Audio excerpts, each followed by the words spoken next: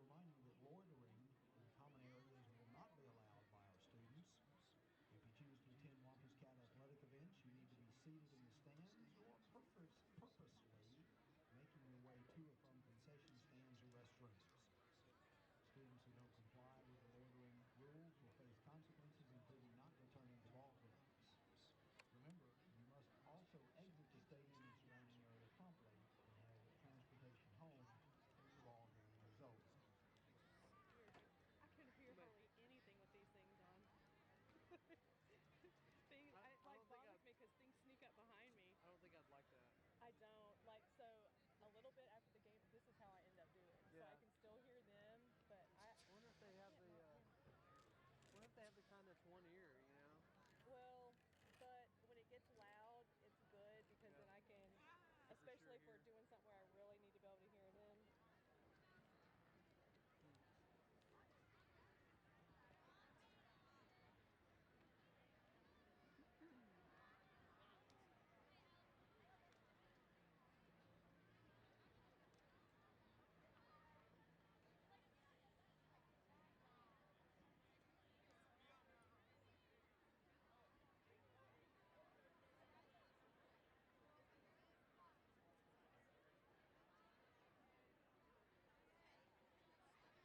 Got this whole new tally light, so I'll be able to tell. Yeah, well. So different than what they had last. Well, this is like so I can tell when we're live. Yeah. So I can tell when the camera's on. Because before it was like trying to walk with each other so they can tell me if I'm live or not. So I saw the ground and the sky. Yeah.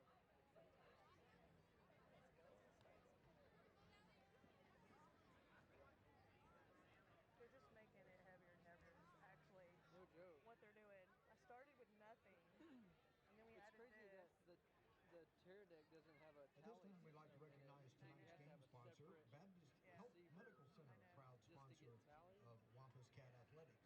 And I was like, is it going to like thank you to Baptist Health for your support. Because we like have them on thing together. Wampus Cat fans, download the official app for all things Wampus Cat Athletics. Schedules, scores, rosters, news, and live broadcasting are all located on your phone today or at ConwayWampusCats.com. Search in the App Store or Google Play. Conway Wampus Cat Athletics, proudly presented by Green Automotive Team. So literally, I do this, but I hold it right here too to kind of hold. And our press box suite sponsor is Julie's Sweet Shop. Making its tailgating event extra sweet with Julie's, because Julie's sacks you said you wouldn't want a monobond or something like that? Tonight's football game. I don't know. I might have to try something. Sponsored by Purple Cow, your family dining favorite, an old-fashioned soda bar. Enjoy burgers and hand-dipped purple vanilla shakes, along with a variety of other menu items in a family-friendly atmosphere. Thank you to Purple Cow for your donation in the press box this evening. You know, that you can just like put your foot down on it. It has keep up with all things Wampus Cats. ConwayWampusCats.com. Download our official Wampus Cats Sports Network app to find all our sports schedules, scores, rosters, players, photos, and news. Go Wampus Cats! And you can support the Cats by boosting the Conway Wampus Cat Booster Club. The new perk of your membership in the Wampus Cat Booster Club is that you get to vote on inductees into the newly formed Wampus Cat Sports Hall of Fame. Find out more information at ConwayWampusCats.com.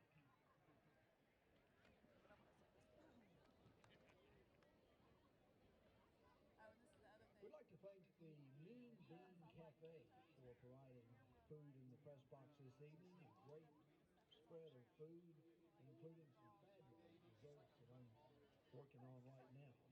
Strawberry cake and some key lime pie, and it's good stuff. Mean Bean Cafe on Dave Ward Drive.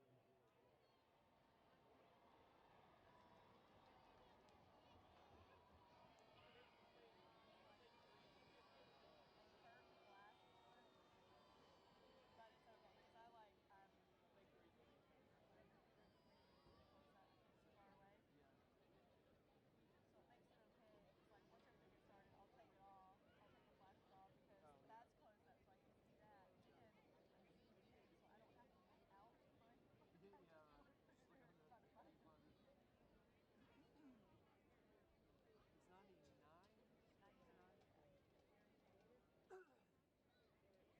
time, we'd like to recognize this week's Wampus Cat Sweet Athlete of the Week, presented by Julie's Sweet Shop. They're at the 50-yard line, and this week's winners are Maggie Mathis and Carly Ferguson from the volleyball team. Congratulations to Maggie and to Carly, Coach Laura Crow and Coach Chelsea Faison. The team is 16-6 this year, and they will be at home Tuesday night against Caston. The official sponsor for the Conway Wampus Cat Sweet Athlete of the Week and our Press Box Sweet sponsor is Julie's Sweet Shop. Make your next tailgating event extra sweet with Julie's, because Julie sacks the competition.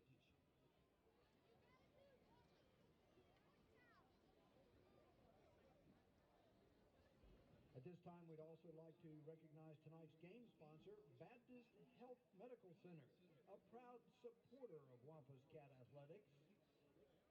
They're at the 40-yard line. Tonight we have Justin Hardaway with Coach Ashcraft on the track. Thank you to Baptist Health for your support.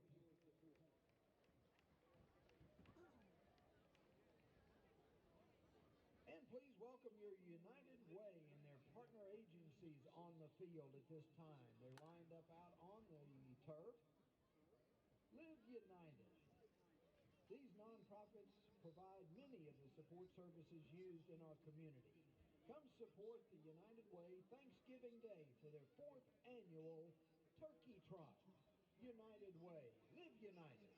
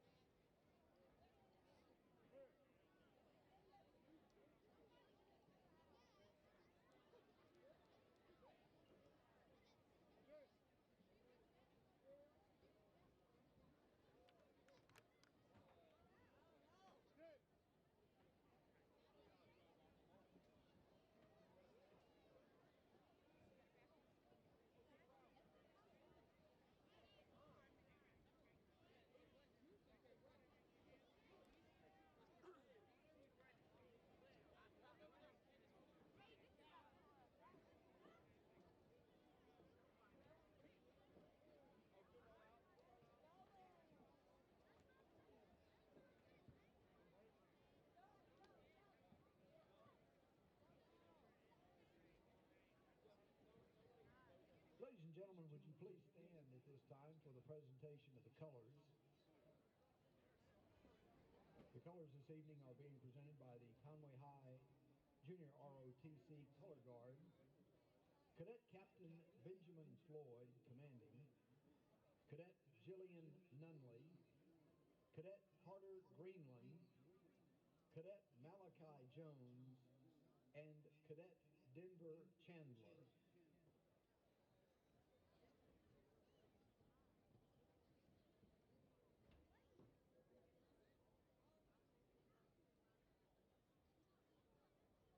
And now, ladies and gentlemen,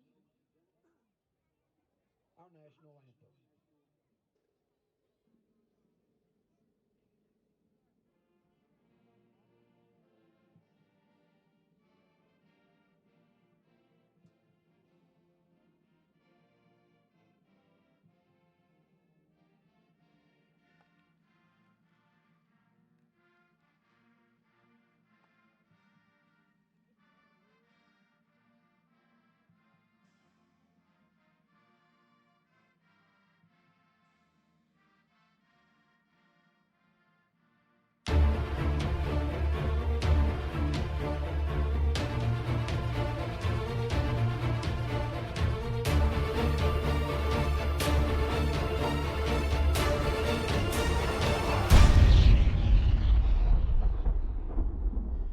Hi, and welcome to Wampus Cat Football. Tonight, week 2 of the conference season, as the Wampus Cats play host to the top team in the state, the North Little Rock Charging Wildcats. I'm Jeff Matthews, joined by Coach Fimple. Let's look back at the first game of the conference season. And, Coach, it was as rainy a night as any of us can remember, but a good win. Being coaching 20 years, don't think I've had one quite like that ever, where it's rained from the word go all the way through from the time we got off the bus. Yeah. Not necessarily on the field, it was raining the whole time, but I thought the kids did a great job as far as the environment goes and what was going on.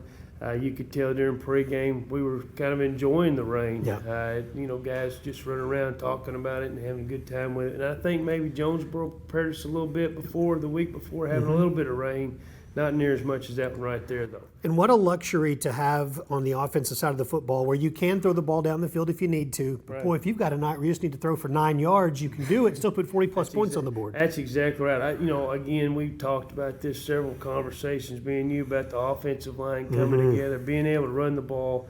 That's a big philosophy we have here. With this bunch here, every week it seems they get better and better and better, working together, not being individuals. And when they get it, it's going to be great to see. 4-0, 1-0 in conference play. Toughest test by far is Friday night. I think it'd be a tough test for anybody in the nation right now. I mean, they pretty much have proven that. They've been 3 different states and beat some quality opponents that have been ranked in the nation. Just right now have a great mixture of kids offensive line-wise and skill-wise. Again, we went through it with our kids about, hey, it's just a regular football game.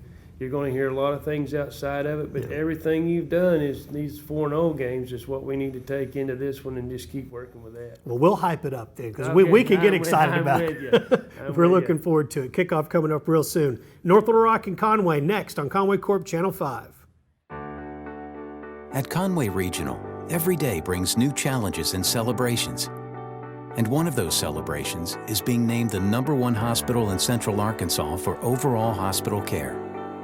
While we're proud of our awards, our team is driven by something more. You. You're our #1. And for us, that's the #1 worth celebrating. One team, one promise. Conway Regional. At Conway Regional, every day brings new challenges and celebrations. And one of those celebrations is being named the #1 hospital in the state for orthopedic care. While we're proud of our awards, our team is driven by something more. You. You're our #1. And for us, that's the #1 worth celebrating. One team, one promise. Conway Regional.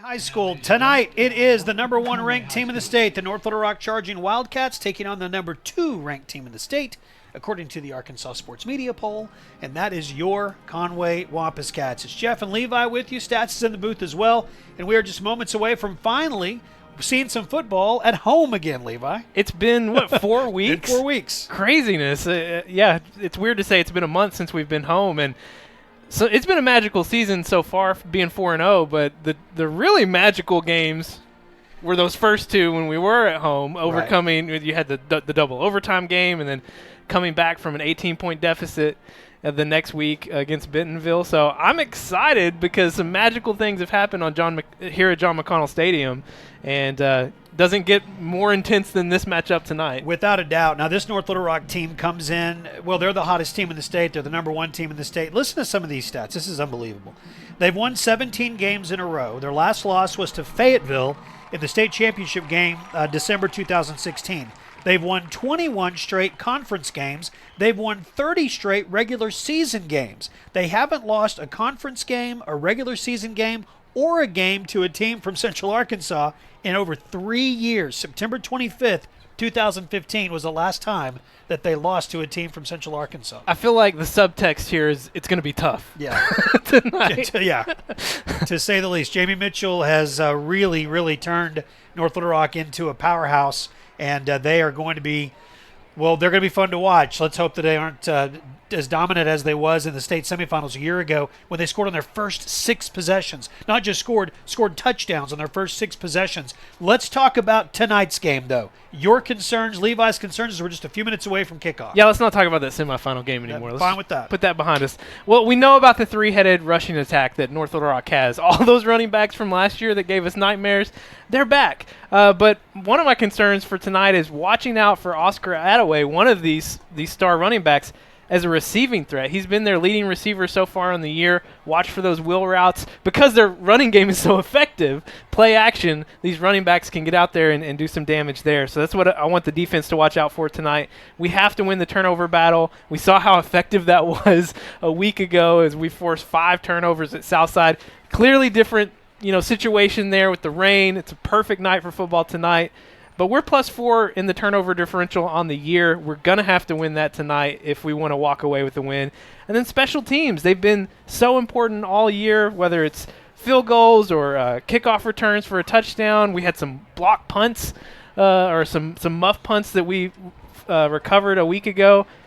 They're going to have to show up tonight too, because you're going to need those extra big special plays to take down North Little Rock. Captains at midfield right now, Caden Smith, Camden Norwine, Jake Lennon, and Nick Tufu are your 4 senior captains for tonight's game, North Little Rock and Conway. It's been a while since Conway has beat this North Little Rock team. In fact, it hasn't happened since they were in conference play the first time around. The North Little Rock, for one of the cycles, actually a couple of the cycles, moved to the east, and Conway did not continue the series. Neither team continued the series as non-conference, so there was about a 5-year break there between the teams playing each other. Conway had won the last couple of those, but since then, it's been all North Little Rock. Yeah, Stats said we used to beat them all the time, and I said, well, that was before my time. I came back in 2014, and I don't really remember a time where Conway was beating up on North Little Rock. This Wampus Cat team, led by senior quarterback Giovanni Johnson, he wears number 4. If you haven't seen him play yet, he is a good one, and I mean that in every sense of the word. Good football player, good leader, better kid, better student. He's the real deal, and he is certainly someone that we can hang our hat on here in Conway. We're so glad that you were with us again on Friday night. We're doing these home games live. This is our 3rd home game that we've been able to broadcast live, and we love being able to do this for you. Once again, like we do every Friday night, we want to hear from you on social media. 5 Sports Live on Facebook. Find us there. YouTube comment section is open if you want to chime in there as well as we get ready for what promises to be a great night of football. This is the marquee matchup in the state.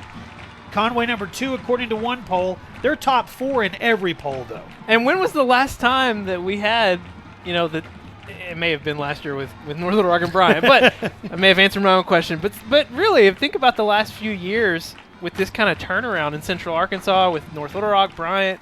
Conway's been in the mix last year and now this year. It's been a while, though, since we've had a number of teams in the Central that have been at the top of those polls. Right. Well, then you include Fort Smith Northside, even though they're a Western Arkansas team, played in the 7A Central. They're highly ranked as well. So it is a good time, finally, after many, many years. In fact, last year when North Little Rock won the state title, it was the first time since 2004. Since 2004, when Little Rock Central won the state championship, that a team not located in Northwest Arkansas won the state title in the state's largest classification. The Wampus Cats and the Charging Wildcats. Keith Fempel is the head coach for your Wampus Cats. He is 4-0 in his career. Not a bad way to start a career, being 4-0, 4 games in. And Jamie Mitchell is the head man for North Little Rock. He came here from Mississippi a few years ago when they replaced Coach Bolding, who was let go, and then they hired Jamie Mitchell. Not a lot of people knew much about him. He came in the fall of 2015, lost his first 4 games. Since then, they're 36-2. It's insane. 36-2 since those first 4 games that they lost. The Wampus Cats are going to get the football first. It is a blackout tonight with the classy students. They are here. Cheerleaders down there in their black uniforms as well. And we are set and ready for football. Ethan Lee handles the kicking duties for North Little Rock. Deep to receive, Luke Bailey. Shane Smith. And Bryce Bohannon. And a short kick be taken by Peyton Hicks at the 27-yard line. Nice return. Peyton Hicks to the 35, and the Cats will begin there 1st and 10. Starting lineup for your Wampus Cats. You've gotten used to these offensive linemen, and they have been outstanding. Robert Scott is the left tackle. He'll have his hands full tonight with a talented end that North Little Rock will put on the field. Lance Rogers is the left guard. L.J. Hansberry handles the center duties. To his right is Zol Vences and Hayes Denton. Further on the line, you've got Slade Smith playing tight end. Nick Tufu is the H-back. Giovanni Johnson and Kerry McLean are in the backfield. Giovanni Johnson to the 43-yard line. Nice gain, second and short. Will McKenna and Nick Richmond also in the starting lineup as they are set up as the wide receivers to the far side. Conway already coming out with a little bit different look here, running some more true option. I guess if you're going to play North Little Rock, why not? Yeah, you're going to have trips to the near side as three receivers are stacked. Bryce Bohannon, Nick Richmond, and Will McKenna on the hash marks. You can see them there at the bottom of your screen. Nobody in the backfield with Giovanni Johnson. Second down and 3. Flag on the play.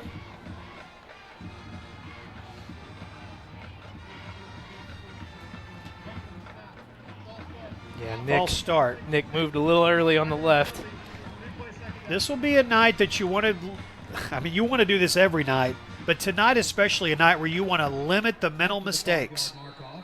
Had a great run there by Giovanni Johnson. It was 2nd and 3. Now 2nd and 8. They'll keep the same formation with 3 receivers to the near side stacked up.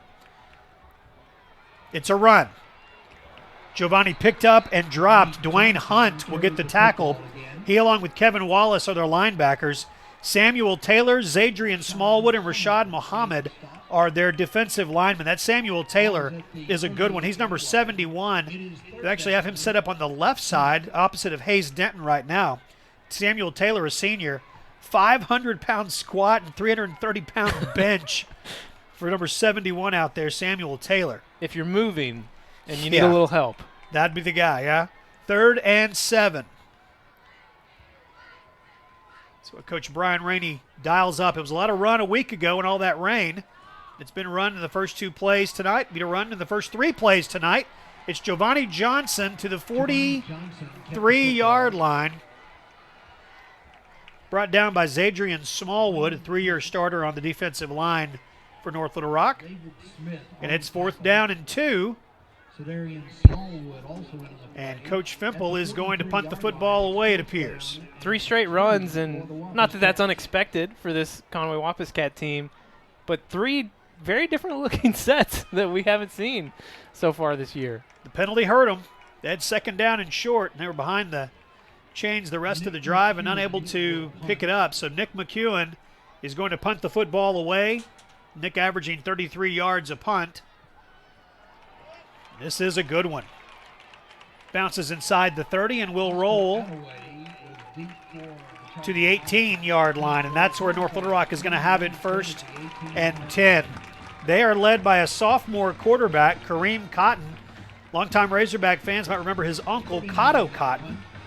Kareem is a 6'1", 185-pound sophomore, and he runs the offense, but the 3-headed monster that's the backfield, and not just the backfield, but as you mentioned in the pregame about Oscar Attaway, they'll play 28 all over the field on offense. Get you the defensive starters here in just a moment. Change in the set.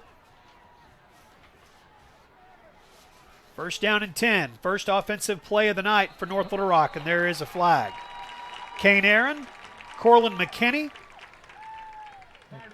Dante Smith over on the right tackle, early movement. We talked about this both times we played North Little Rock last year, but they just run such a different offensive style than what we really see. Other than Cabot, it's probably the most similar, but just the way the offensive linemen line up, the way they get in position, it's just a very different cadence. Conway with 4 down linemen, Jalen McEwen and Tony Pasalacqua, both in the game as well. Reed Hughes, Parker Prock, Dwayne Smith, the linebackers. Tez Miller and Malik Benton here on the near side. Roman Aaron and Randy Thomas are on the far side. There's that speed. Reed Hughes pushes Oscar Attaway out of bounds. He's a 6', 205-pound senior. First time we saw Oscar Attaway 2 years ago, he was playing for Little Rock Central. Transferred to North Little Rock before his junior year. And on August 19th, just as the school year was getting started, the season was getting started, He committed to play his college football at a place that probably not a lot of people knew much about. You've probably heard of them, but Razorback fans know about North Texas now. And he is committed to play football for the Mean Green. Too soon, Jeff. Is it too soon? It's I been a think few so. weeks, right? Cotton to throw. Pass is complete. Drew Martin makes the catch. He is brought down by Roman Aaron at the 41-yard line. It is second down. Drew Martin, a senior who is a big-time target, and he'll play college football next year. He'll do so at Memphis for Mike Norvell. Yeah, he's got one of those true high school tight end bodies, just big frame, a lot of muscle. On the first play from scrimmage last year in the semifinal game, he caught an 80-yard touchdown pass. So at least he was limited to only 8 yards there. Little victories. Second down and 2. They'll give it to Tyler Day. He's their fullback. Corlin McKinney got him low. Kane Aaron there as well. Tyler Day, the third of the Day brothers that have been running backs for North Little Rock. Juan and Alex. Yeah, I remember Alex Day. It's kind of hard to forget. Yeah, yeah. Juan Day a few years back played for the Charging Wildcats, played for the Razorbacks, transferred to Stephen F. Austin, played in the Southland Conference. And Alex Day is down at UAM. First and 10 for the Charging Wildcats. Handoff near side. Good move.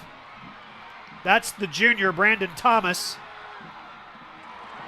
Inside the 15-yard line, a big gain for Brandon Thomas.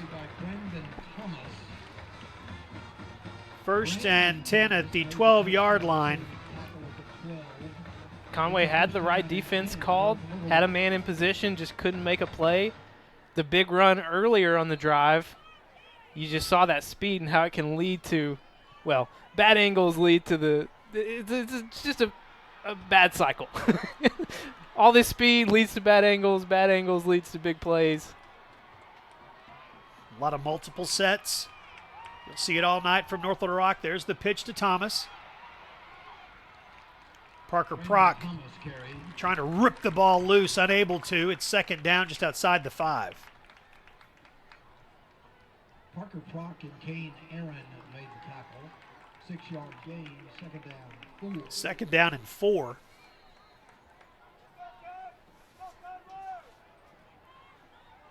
I think one of the keys to this game tonight is going to be eliminating what we're seeing right now, which is North Little Rock on the football field.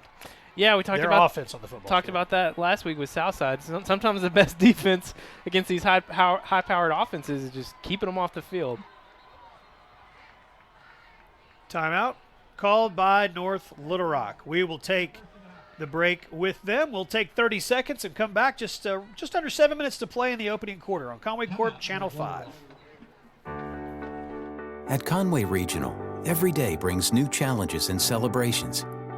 And one of those celebrations is being named the #1 hospital in Central Arkansas for overall hospital care.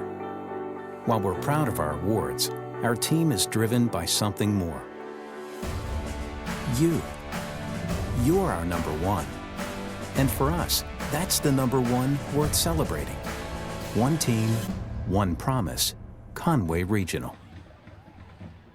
6:59 to play. We are just underway tonight from John McConnell Stadium. The classy students with the blackout tonight.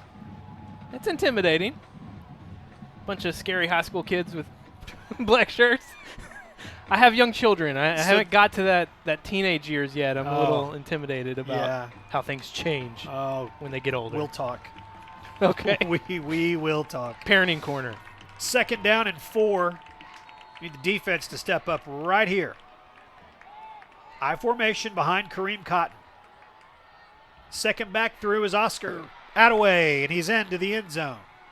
That's Attaway. Oscar Attaway. Down, Charging Wildcat. Frustrating drive for this defense, but some positive takeaways.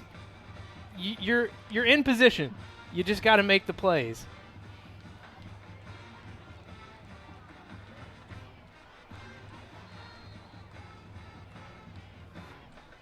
Ethan Lee will attempt the extra point.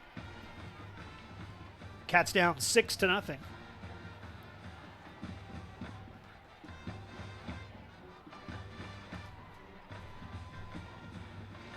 in the lead will attempt the point after. 7-0. North Little Rock has the lead. We will take 30 seconds, and Conway gets the ball next on Conway Corp Channel 5. Hey Wampus Cat fans, David Grimes here. I'm a big fan and a proud member of the Wampus Cat Booster Club. And now is a great time to join the Booster Club. Booster Club members get to vote to help induct the class into the new Wampus Cat Sports Hall of Fame. To find out how you can join, go to ConwayWampusCats.com and click on Inside Athletics. Believe me, there's never been a better time to join the Conway Booster Club.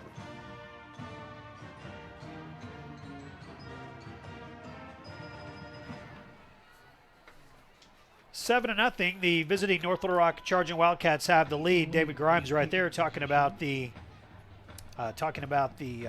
Booster Club, Wampus Cat Booster Club. He's actually going to join us at halftime.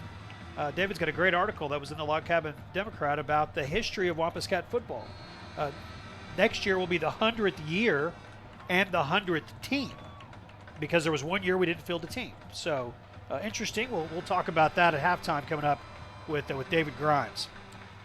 Well, they've done their homework on our deep threats, and you are going to see a lot of kicks like that. Nick Tufu falls under the 35-yard line. Did get a chance to mention this stat a week ago, just with all the rain and everything else, and I don't think he ever got a kick to him. But Shane Smith, he ranks nationally in kick returns. He's the number 6 kick returner in the nation, averaging 45.2 yards per kickoff return. He's, of course, scored the 2 touchdowns. He's had a few other long ones. He's number 1 in the state and number 6 in the nation returning kickoffs. That's a stat, Jeff. That's what we do. Great job. Thank you. 1st and 10. On the ground, Kerry McLean. And not much room at all. Zadrian Smallwood gets the stop, and it's 2nd down. You expect the rushing game to feature prominently for Conway this week, but they're going to have to get this passing game going. Haven't attempted a pass yet, and it's been since week 1, our 2nd game, since Giovanni's thrown a touchdown pass.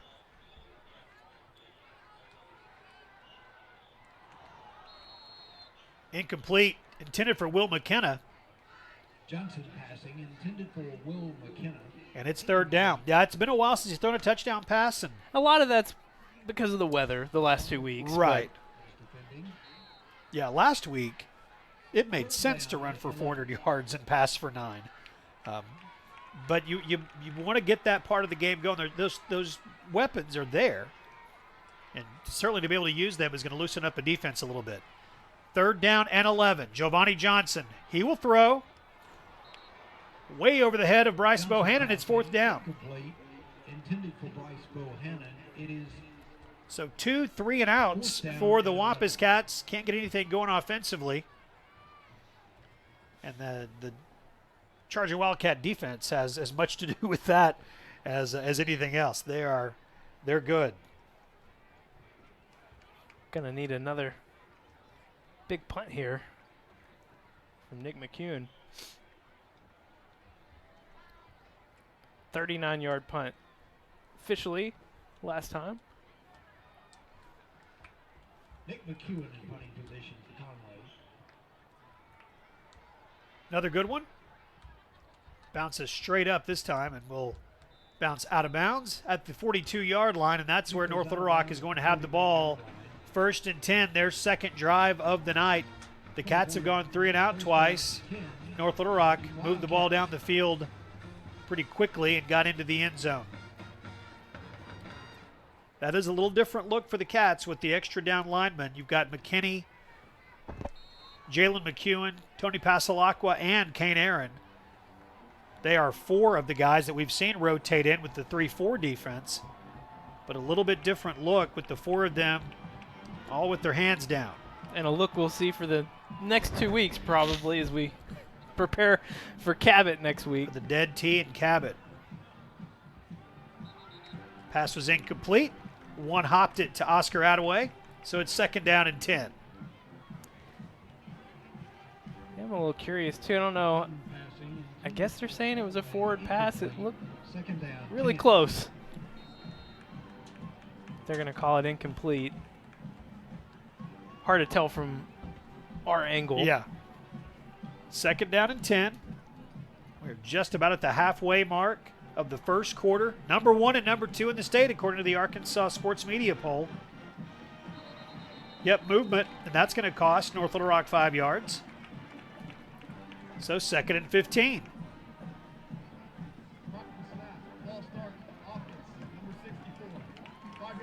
This North Little Rock team, again, if you missed our opening segment, they have not lost to a team from Central Arkansas in over 3 years.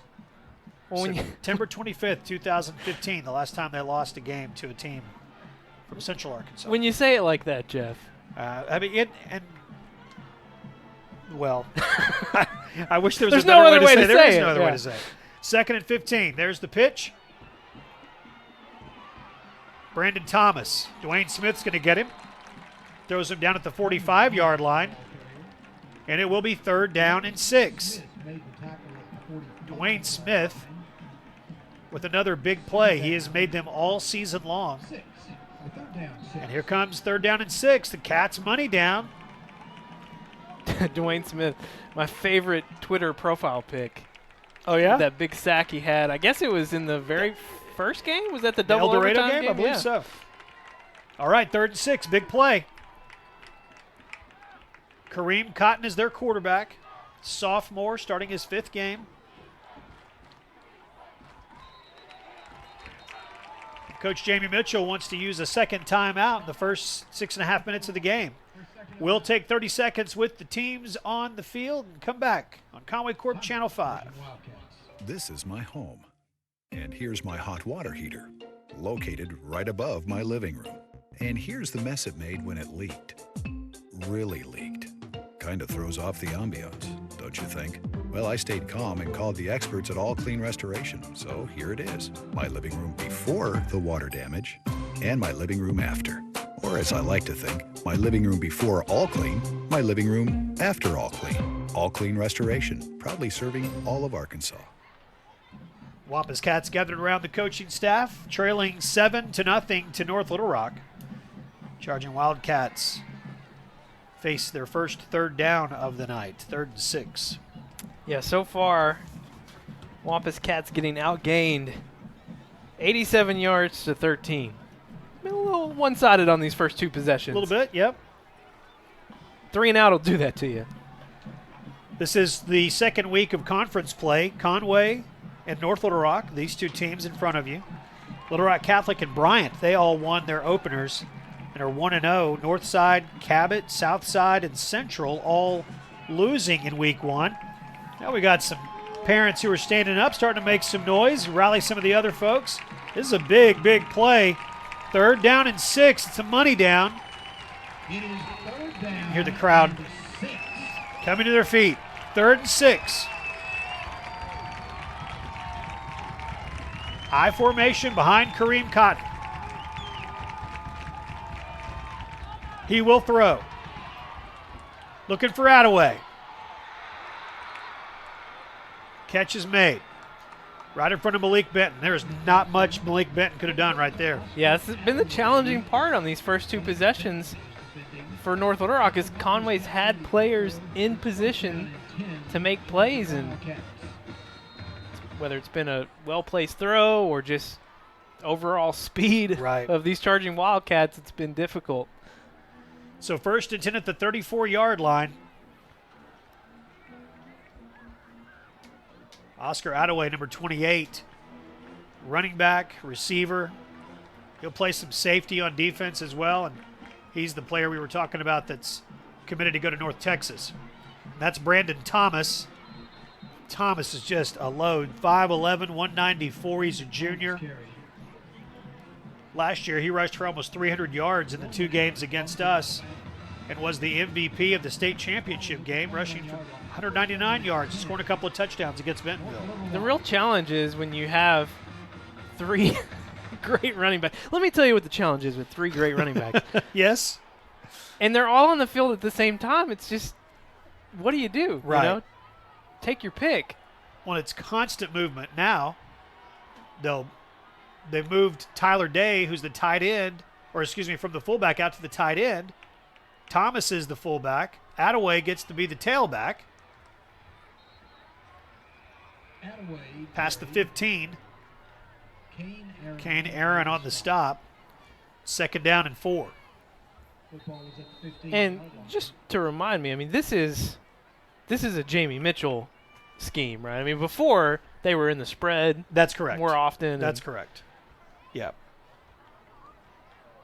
Yeah, no, this is something he has brought, and obviously is the talent to run whatever he's interested in. Brandon Thomas, one of those running backs, going off the field slowly. That'll certainly be a part of the storyline tonight. We'll keep an eye on 22 and see if and when he comes back on the field. Frederick O'Donnell will come in his place. Appreciate you watching tonight. Again, if you are, find us on Twitter, 5 Sports Live. Tweet at us, Facebook. YouTube chat is open as well. If you want to chime in, let us know where you're watching tonight. We'd love to hear from you. There's a huge crowd on what's a gorgeous Friday night in Central Arkansas. Whistle and a flag before the play can start. Brandy Jones jumped in right at the start. Yeah. She reached out to us last week, watching from Salt Lake City, Utah. Oh, that's right. Supporting Coach Pankey. Yes. Well, we are glad to do it. I would think that there's probably some views in Salt Lake City that we don't have here Yes. in Faulkner County. All right, penalty was on North Little Rock, so back them up 5 yards. It's 2nd down and 9. Just under 4 minutes to play in the opening quarters. Pitch to Attaway. Inside the 10. Oscar Attaway. Brought down by Tez Miller.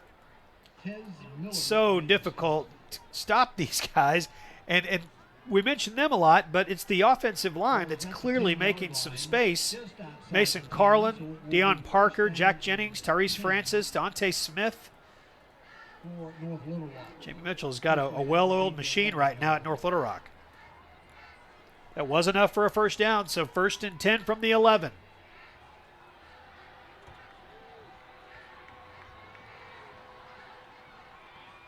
Day. Tackled outside the 5. Was the ball carrier. Dwayne Smith made the tackle. Dwayne Smith steps up and makes the stop. Junior linebacker. Gain is to the 6. 2nd down, 5. 2nd down and 5 for North Little Rock. They can get a first down without a touchdown.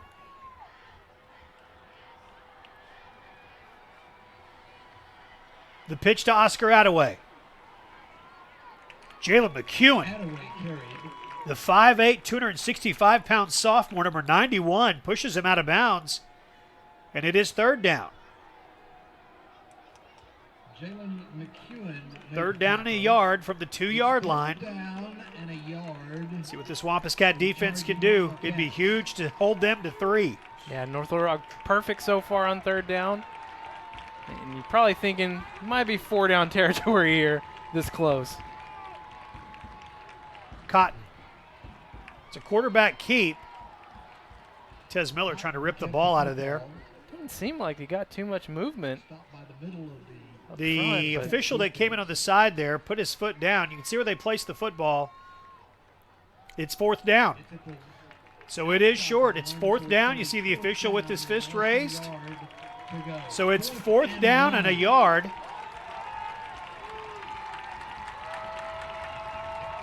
Sideline coming alive. Crowd coming alive. They just need about a half a yard for a first down. Pitch to Attaway. He dives and gets into the end zone. Attaway, touchdown, North Little Rock. Oscar Attaway's 2nd touchdown of the night. And North Little Rock extends their lead to 13-0. Story of the night continues here in the first quarter. Getting yourself into position to make plays and just not able to make the big play at the right moment.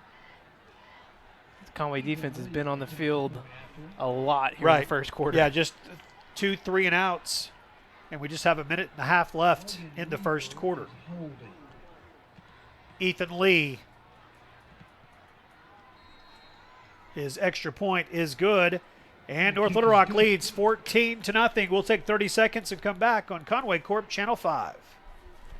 Centennial Bank builds relationships. That's why our bankers roll up their sleeves to support Conway and Faulkner County. They are folks you know and value for mortgages, business loans, and all your personal banking needs. Community involvement and exceptional service from people you know. That's the Centennial Bank way. Centennial Bank's legacy started right here in Conway and is still growing. Centennial Bank, building legacies, one relationship at a time. So it's 14-0 with a minute 36 to play in the first quarter. Conway going to get the football back for the third time. And they are going to have to do something with it. Yeah, looking at the disparity here, 156 yards of total offense.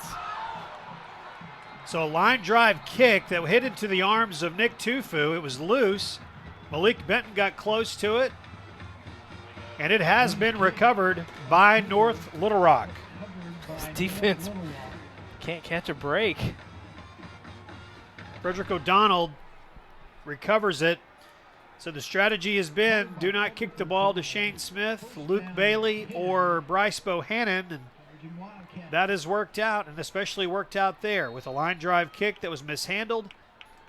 And it is going to be 1st and 10. North Little Rock already leading 14-0. Yeah, the disparity here, 156 yards of total offense compared to just 12 for the Wampus Cats. Pass is complete to Braylon Battles. Quick pass from Kareem Cotton, who completes 60% of his throws. And it's easy to see why. They've got some sure-handed receivers on this North Little Rock team. Ball at the 16-yard line, 1st and 10.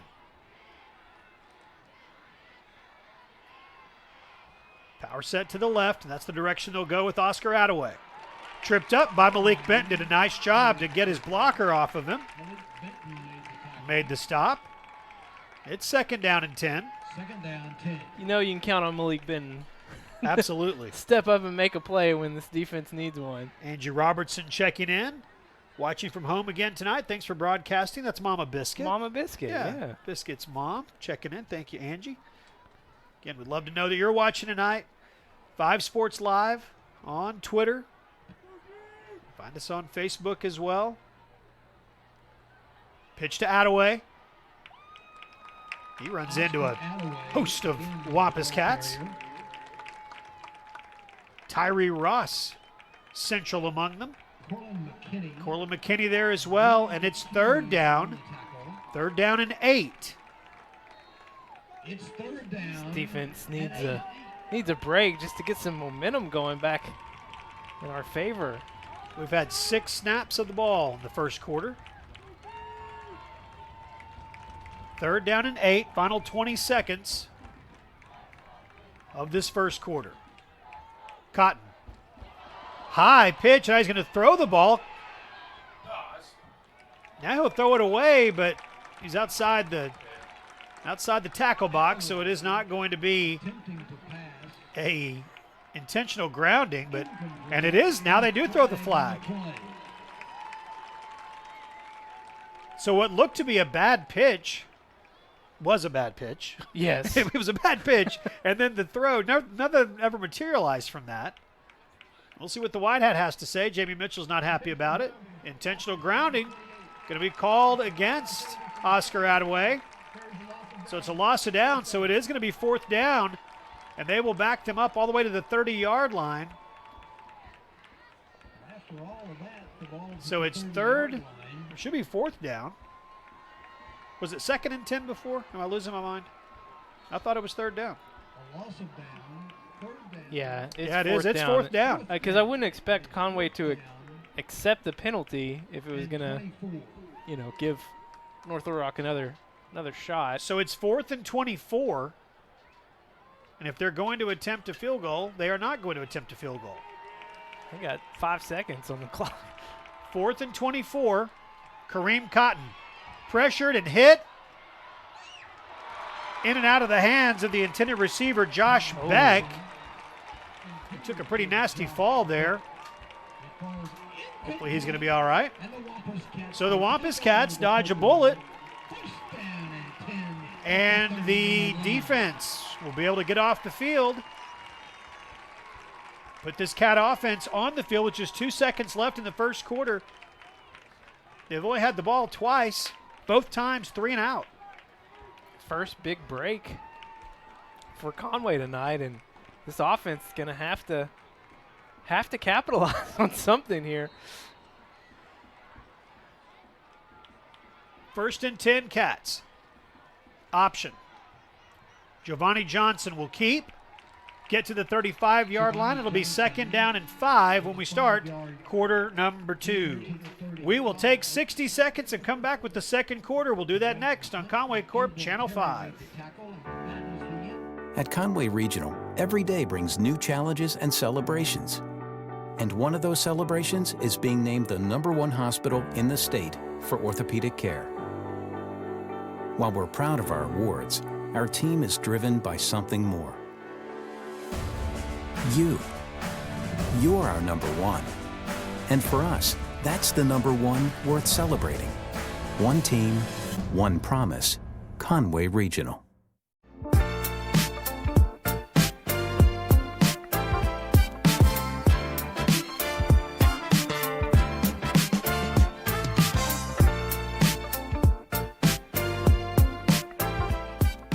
There's only one place in Arkansas to get a delicious grade A choice Chuck steak burger cooked to perfection and served with unlimited hand-cut Idaho fries. David's Burgers. Dine in or enjoy on the go with our takeout. David's Burgers is the right choice when the craving hits.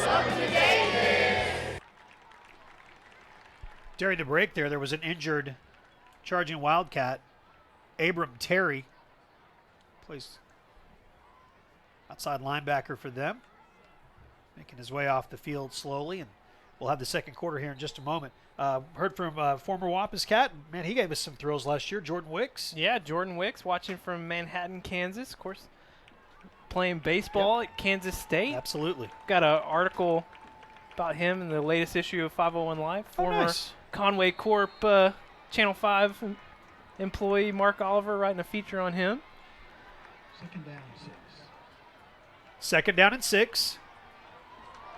Man, those good hands on Will McKenna. Makes the catch down at the 40-yard line. Going to be real close to the Cats' first down of the night. It's going to be short, so 3rd down and a half a yard.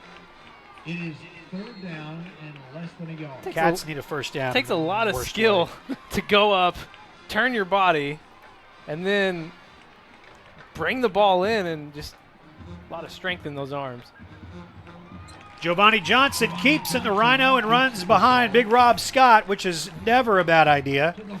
Lance Rogers over there as well, making some space, and that is the first down of the night. A Conroy Regional Health System first down for the Cats. Move the chains, it's 1st and 10. Conway needed that in the worst way. I don't think I've ever been as excited about a first down. I mean, your first down coming in the second quarter. Well, they only had the ball, for 7 plays in the first quarter? 2 3 and outs, then the 1 snap at the end of the quarter. Giovanni Johnson unleashes it off to Will McKenna, and it will be 2nd down and 10. Kerry McLean's going to hustle on.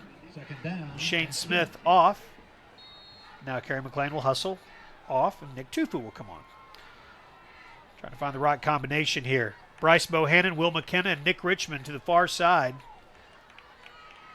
Still waiting for Nick Richmond to have a big game. Maybe tonight's the night. 2nd down and 10. Got to give Giovanni some time. He will run. Brought down at the 43-yard line. So it's 3rd down. It's the second time we've seen this formation with that little stacked trips out to one side, and you kind of think, oh, they're going to do some kind of interesting pass play. Both times it's been a designed run for Giovanni. Bohannon comes by himself to the near side. Got seniors Nick Richmond and Will McKenna to the top. Pressure. They're showing blitz, or are they going to? Here they come. Good job by the offensive line. The pass for Nick Richmond, just a little too low. Johnson passing, intended for Nick Richmond ran about a 20-yard route, and if he'd run a 17-yard route, he'd probably still be running. So it's 4th down, 4th and 10, and Nick McEwen on to punt for the 3rd time tonight. Saw a little bit of happy feet there from Giovanni, and offensive line was giving him time. Just going to have to trust that a little bit more. Step up, deliver a pass, because it was there. And, yeah, Richmond got open. The route was there, and Richmond was available, but unable to get it. Good look at Kane Aaron there. Kane will be back on the field in just a moment again, as the defense has been on the field for a lot of the night. McEwen's punt. Spiral punt taken at the 30-yard line. Attaway at the 30. Oscar Attaway returns it 10 yards to the 40. And that's where North Little Rock will have it 1st and 10. And Brandon Thomas, their outstanding junior running back, number 22, who was injured earlier, is back on the field. Tony Pasalacqua next to Kane Aaron. Again, the Cats changing up their normal defense. Obviously, you change your defense to match the offense that you're playing.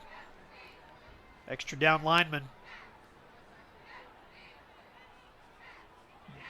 Movement. That'll cost him 5 yards. It'll be 1st and 15. It's the 3rd time tonight we've seen early movement against North Little Rock. Playing a little sloppier than we're used to seeing. Of course, we got to see them twice last year. Yeah, they weren't sloppy at all last year. 1st down, 15. You know, I say that, but in that first game, we played them tight. 10-point game. We were as close to them as anybody all season until the championship game. They had our number the night after Thanksgiving. That was a rough one. 1st and 15. First back through is Tyler Day, and he will get nothing. Tyree Ross, Parker Prock team up on the stop. It's 2nd and 15. Ross was right there, nowhere to go. Need to see more of those plays right at the line of scrimmage.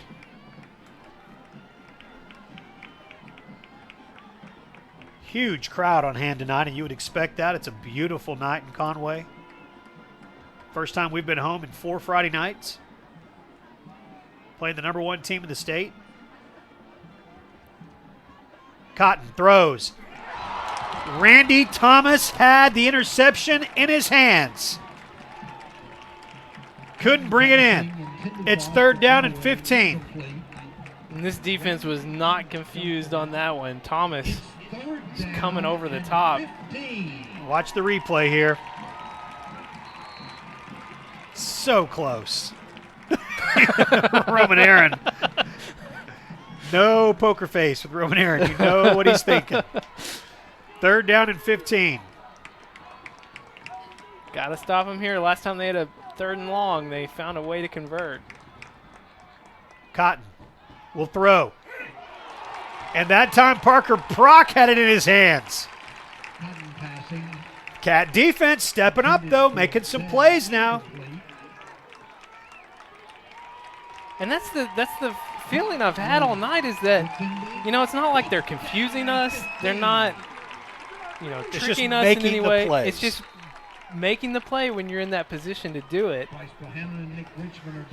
So for the first punt of the night, Bryce Bohannon and Nick Richmond are deep to receive. They stand at the 32-yard line.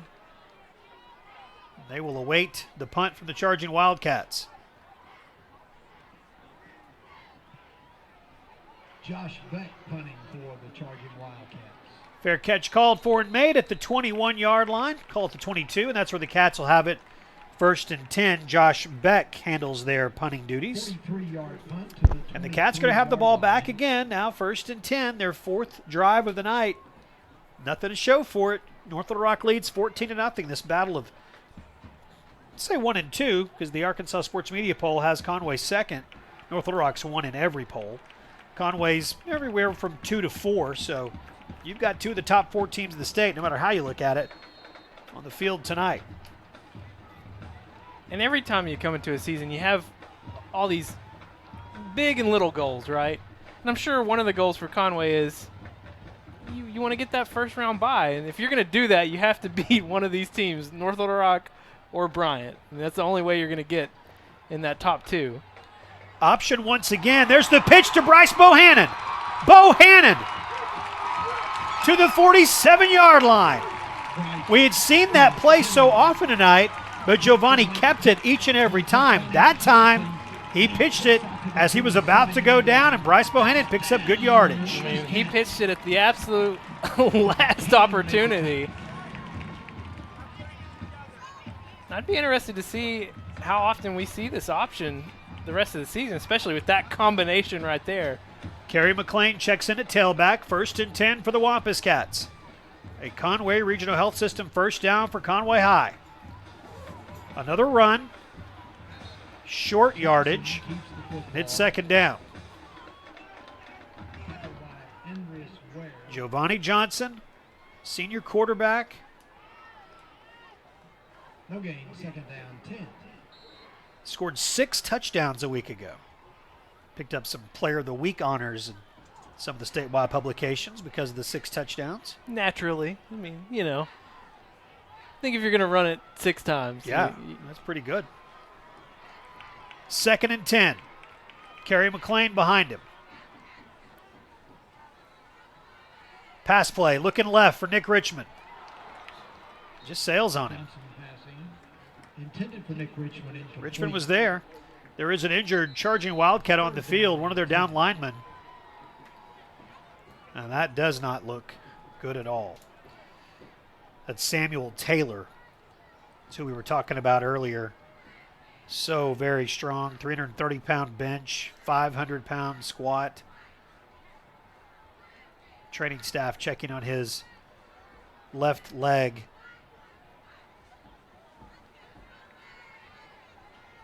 Now you hate to see that.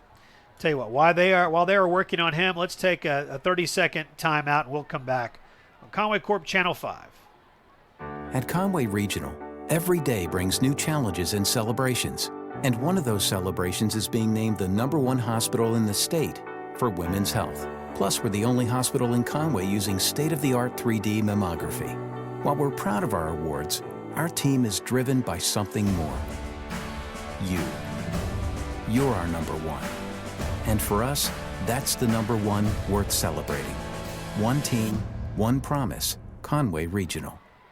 Well, following the injury timeout, good news, they were able to help Samuel Taylor, the defensive lineman who was injured. He had to be helped off the field, but he was able to put a little bit of pressure on that left leg. So we'll watch and see if 71 comes back in. It's 3rd down. Giovanni Johnson pressured. There's a flag, and he's out of bounds at midfield. That's generally where a hold is called, and it is. They're looking over to the North Little Rock side to see what they want to do with the call.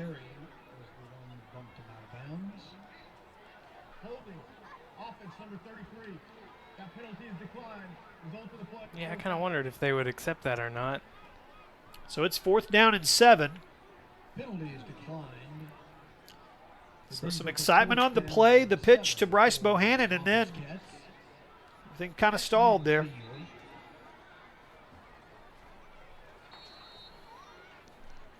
.806 to play in the first half. Seen a lot of Nick McEwen tonight after not seeing very much of him the last 2 weeks. Yeah, most of what we've seen of Nick McEwen has been holding for Will Hogue. 19 extra points, 9 field goals attempted on the first 4 weeks. But instead, Nick's been punting the football a lot. That one is not his best effort off the side of his foot. Will go out of bounds at the 32-yard line, and that's where North Little Rock is going to have it 1st and 10. Cats are on the road next Friday night. We'll travel to Cabot to take on the Panthers. Unless these two teams, Conway and Cabot, were to meet in the state playoffs for any reason, it'll be the last time that we ever see Mike Melham coach. As the legendary head coach of Cabot, he retired at the end of the year. 1st and 10. The pitch is to Thomas. Brandon Thomas. Little stutter step, steps out of bounds. Randy Thomas pushes him out.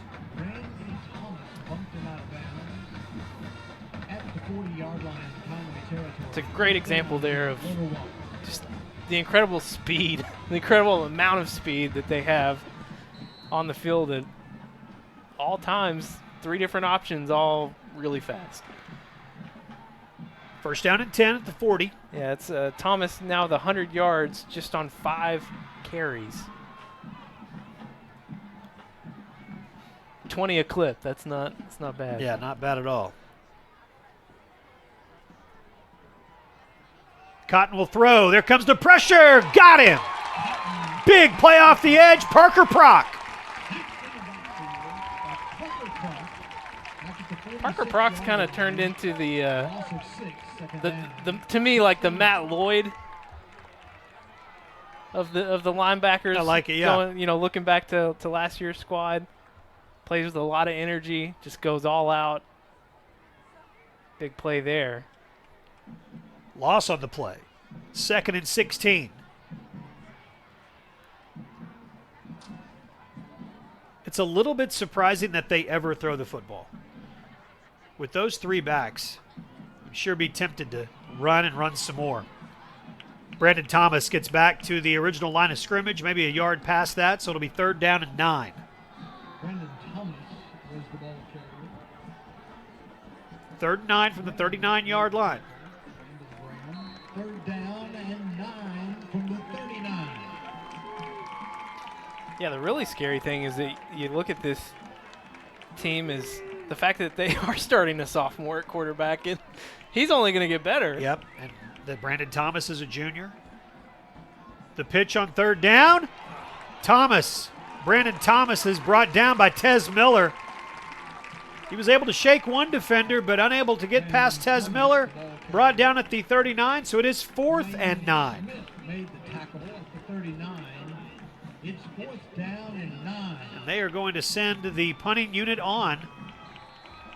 So the Wampus Cat defense holds once again. They allowed touchdowns on the first 2 drives. Since then, they've been able to get North Little Rock off the field each time. Reached the halfway point here, the 2nd quarter. Cats looking to get some points on the board before halftime. Beck's punt, straight up in the air, get away from it. And it'll bounce out of bounds at the 18, and that's where the Conway Wampus Cats will have it 1st and 10. 5 Sports Live on Twitter is where you find us if you are tweeting tonight. On Facebook, find us there as well. Glad to know that you're out there watching tonight. Blue and Deer keeping it simple. Just a go Cats. That's plenty. And 2 ta-da emojis. I don't even know which one is the ta-da emoji. It kind of looks like streamers, sort of, at a party. The only reason I know it's called ta-da is because of Slack. Oh, okay. And there's a lot of our audience that doesn't know what Slack means. Well, they should listen to your podcast. Maybe. or not listen to your podcast. I'm a little obsessed with Slack. It's a communication tool, correct? Yes. Yeah. It's passing notes. Giovanni Johnson. Open to Kerry McLean in some room. Kerry McLean on the sidelines.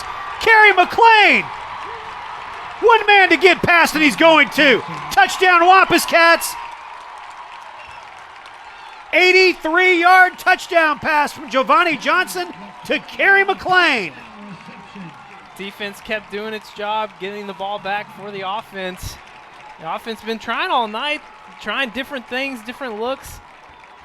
Finally find a play that first big play of the night for Conway, and it goes all the way to the house. Will Hogue to attempt the extra point. Reed Hughes will snap, and Nick McEwen will hold, just like they did last year for Jordan Wicks, who we know is watching in Manhattan, Kansas tonight.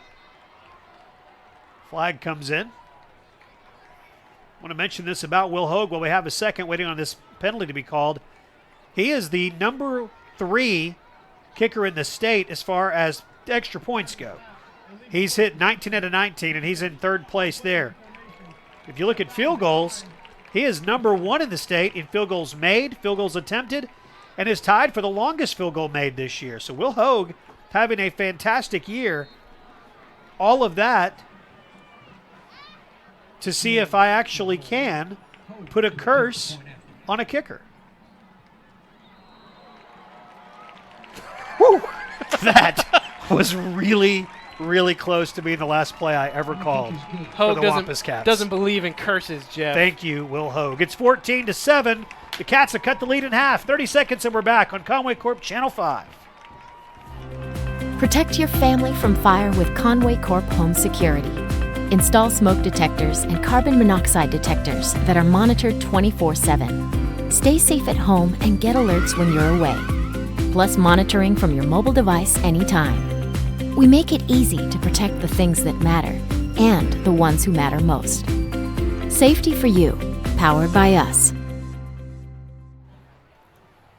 Here's Will Hogue. He will kick off. 14-7 is our score as the Wampus Cats cut the lead in half thanks to a good stop on defense, a great call by Brian Rainey, and then Giovanni Johnson with a little short pass to Kerry McLean, and he was off to the races. Kerry McLean showing that speed tonight. North Little Rock will get the touch back and have it 1st and 10. We're used to McLean being such a bruiser. Just give him an open field. He can do it too. He can sprint. You saw Jabrian Earl kind of skipping there as he went through the end zone. I want to see these Wampus Cats start bouncing around a little bit. They are just down by a score. Very, very much feeling the shift of momentum. North Little Rock scored the first 2 times they had the ball, but since then they've been kept off the board. Now Conway has scored. Really important defensive drive right here for the Wampus Cats. Run up the middle. Stop is made by Parker Prock on Brandon Thomas, the junior running back. Short game. Just outside of 5 minutes to play in the first half. Parker Prock made the tackle. 3-yard gain to the 23, 2nd and 7. Caden Smith, number 37, is in the game.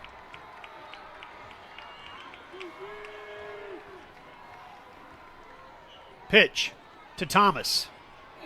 He is hit, gets out of the initial hit, but it's still going to be 3rd down. Tez Miller, Parker Prock there first. It's 3rd down. You don't see many people square up on Thomas. No. They did, and second round of Wampus Cats were there to help finish the job. These fans are getting back into it. They're on their feet. Could use a few more of them on their feet. The place is packed tonight. Fans circling the gates and the fences around the track. 3rd and 4. Thomas. Helmet comes off of a Wampus Cat. The Wampus Cat who was making the tackle, I believe. No, I'm sorry. That was off of Brandon Thomas. His helmet was popped off there. They got those blue caps too, Jeff. Yeah, and I struggle with colors. So what I don't struggle with is watching this Wampus Cat defense do something big. And they just did. 3 and out for North Little Rock after Conway scores on an 83-yard touchdown pass. The Cats are going to get the football back with 3.5 to play in the first half. Josh Beck will punt. And it's not a good one. It goes straight up, bounces at the 40, and will take a Conway bounce to the 40.5. Conway with great field position, 3:21 to play in the first half, trailing by 7. We've talked a lot this season early on about just how resilient this team has been. And man, you gotta give some praise to this defense tonight. I mean, it was not looking good the first 2 or 3 drives in the first quarter, but they found a way to answer back and keep giving that offense more and more chances. 1st and 10 for the Wampus Cats at the 41-yard line. Johnson fakes the pitch and will throw. Nick Richmond was his intended receiver, is what I tried to say in English. Didn't actually come out right, but it was incomplete. 2nd down and 10. And that's the payoff from all these option runs we've been watching. They fake the option, and a well-designed play just overthrew him just a smidge.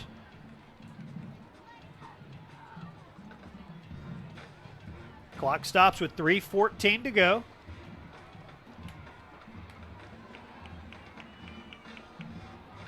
First half. Option, the keeper.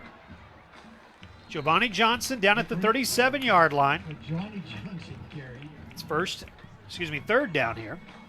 Terrell Allen on the stop. David Smith made the tackle. We have yet to see the return of big number 71, Samuel Taylor, defensive lineman who was injured in the last series. 3rd down and 6.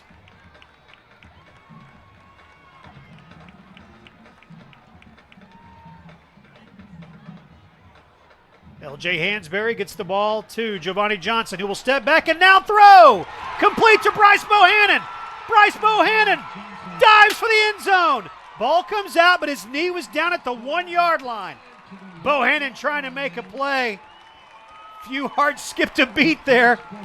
It is 1st and goal from the 1-yard line. Great call by Brian Rainey and a great sell by Giovanni Johnson there. Levi, you said it. It's all of these running plays that have set this up. Every time I think we've seen everything Coach Rainey has for us, just keeps pulling new ones out. Here's the Rhino package. Oh. And Nick Tufo looked like he moved. There was movement. I think it was 43. So what was 1st and goal from the 1 will now be 1st and goal from the 6.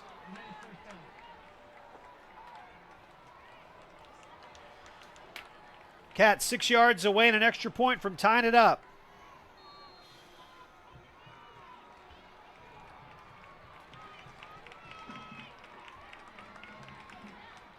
Giovanni Johnson will keep. Hops inside the 5 and down to the 3. Now 2nd and goal. I'd be surprised if we see more of these little option fakes, passes. Minute 50 to play, first half. Giovanni dives down to the 1-yard line. It'll be 3rd down and goal. Call it the 1.5. North Little Rock scored on their first 2 possessions to lead 14-0. Conway scored with 5:25 to play in the first half. And following a great defensive drive, have a chance to score again and tie this game up before halftime. 1:20 to play. See the clock running on your screen.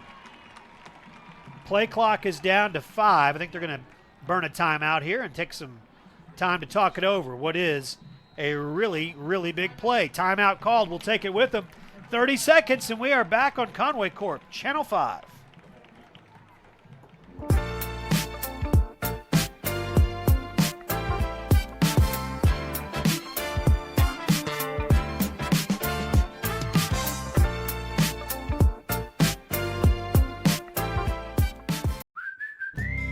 From setting the budget to signing the papers, we guide you through the home buying process and get you the key. Making better happen with First Security. So Coach Keith Fimple calls a timeout.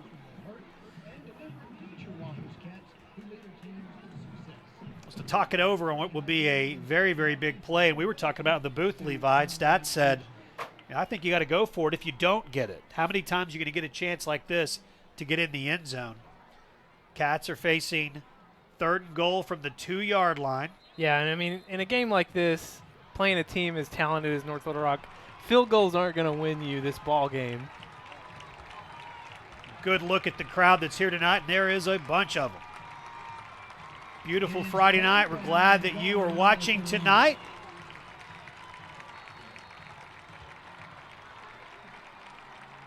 Third and goal.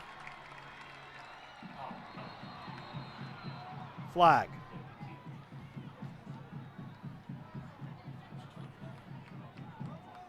Penalties if they're That's saying going to offside. be against North Little Rock. I was about to get really down and dour. We don't need you down or dour. So half the distance to the goal, so it's about a half yard out. So now 3rd and goal from a half yard. Great job by our camera crew. In tight there. Let's watch it unfold. L.J. Hansberry, number 66, is the center. Giovanni Johnson is the quarterback that just scored to pull the Wampus Cats within a point. It's 14-13. Conway scores 2 touchdowns in the last 5:25 of the first half and are an extra point away from tying it up. Your Cats are going crazy on the sidelines. I don't think I've ever seen them this animated, but you just go back to your bread and butter. What's worked for you the last 2 weeks especially is this run game centered around your quarterback. Will Hoag's extra point is perfect, and we are tied 14-14. 30 seconds, and we're back on Conway Corp Channel 5. The Wampus Cats are on the road this Friday night to take on Cabot. Join me, Jeff Matthews, and our 5 sports crew for the live broadcast on the air at 6:50. Get all the details online at conwaycorp.com/WC to go. From setting the budget to signing the papers, we guide you through the home buying process and get you the key. Making better happen with First Security. Will Hoag will kick off, and we are tied at 14, Levi. Biggest test so far coming up for this defense is this North Little Rock team that can score very quickly. So you got to make sure you keep them from getting any more points. A little pooch kick is taken at the 35-yard line. Kevin Scorza steps up and makes the catch. And so it'll be 1st and 10 with 1:01 to go in the first half. Both teams falling in love with these interesting kicking strategies. Well, and there's a lot of talent in the kick return game for both teams too. Kareem Cotton, sophomore quarterback for North Little Rock, finds his team tied with Conway at 14. Quick pass, complete. A big hit. Tez Miller trying to steal the ball away from Josh Beck. Coach is talking to him.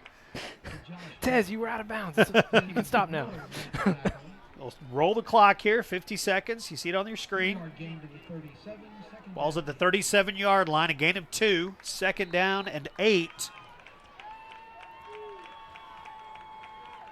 And this game feels a whole lot different than it did 30 minutes ago.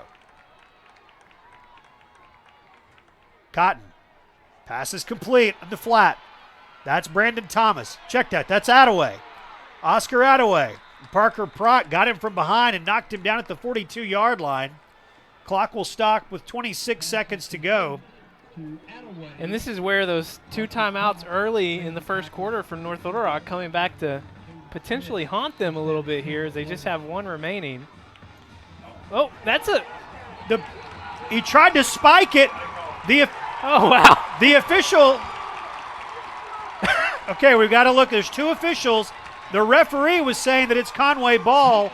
The umpire, who was behind the play on defense, is saying it was incomplete.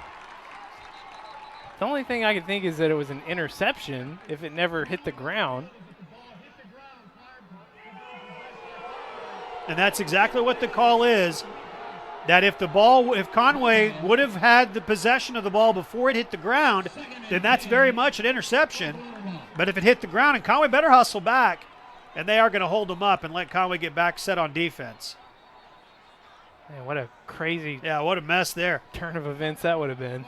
Coach Fimple wants a timeout, and he's telling the guys to get back. He's going to talk to the defenders, and I don't know if we have the replay downstairs, if it even showed it.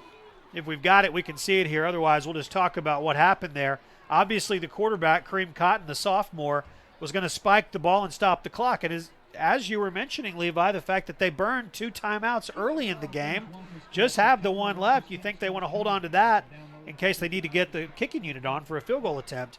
So in the attempt to spike the ball, it came out of his hands and hit the back of the defenders, the down lineman, and almost an interception and the chance for the Cats to have the ball back. But instead, you've got to recoup your composure here, and it's 2nd down and 10. And a good timeout used by Keith Fimple. Yeah, that's exactly what Coach Fimple's trying to do here is everybody getting a little too amped up. North Little Rock, they're still trying to get some more points on the board. So call timeout, collect your defense. You saw him motioning to the sideline to just back up.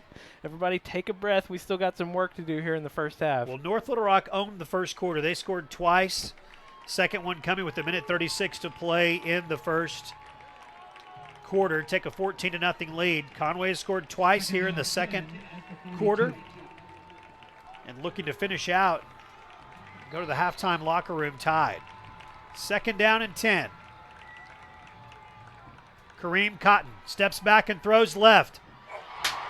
Pass was incomplete, intended for Josh Beck, a converted quarterback. In and out of his hands and almost into the hands of Tez Miller. Will stop the clock with 20 seconds to go. Third time tonight, these defensive backs have gotten a hand on it. You just feel like eventually one's going to bounce their way. 3rd and 10. Cotton under center. Quick pass intended for Oscar Attaway. Incomplete. It's 4th and 10.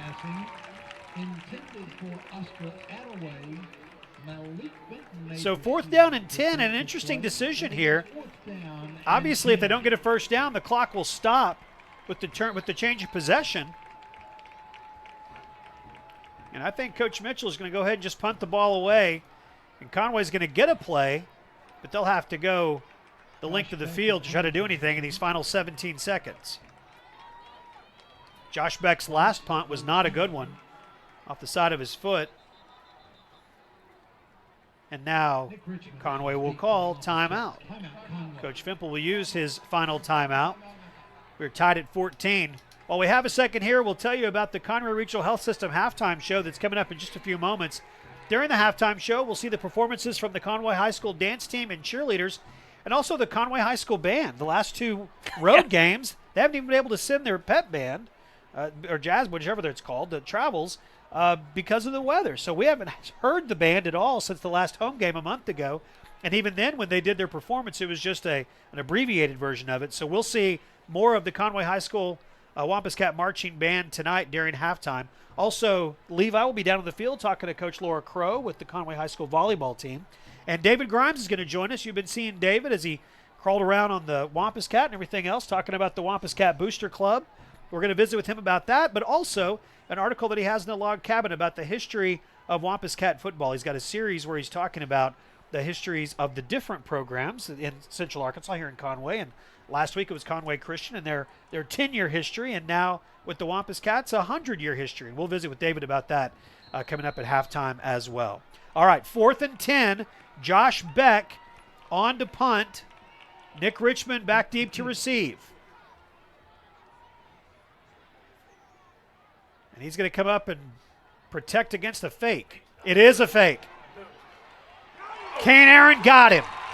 Fantastic play by the senior, Kane Aaron. He was not fooled. 4 seconds goes off the clock. The Wampus Cats do not have any timeouts, but they have the ball back 1st and 10. And, you know, Coach Fimple called that timeout, and you may have thought, well, they were taking too long getting back out on the field. I really feel like he probably knew something was up with this.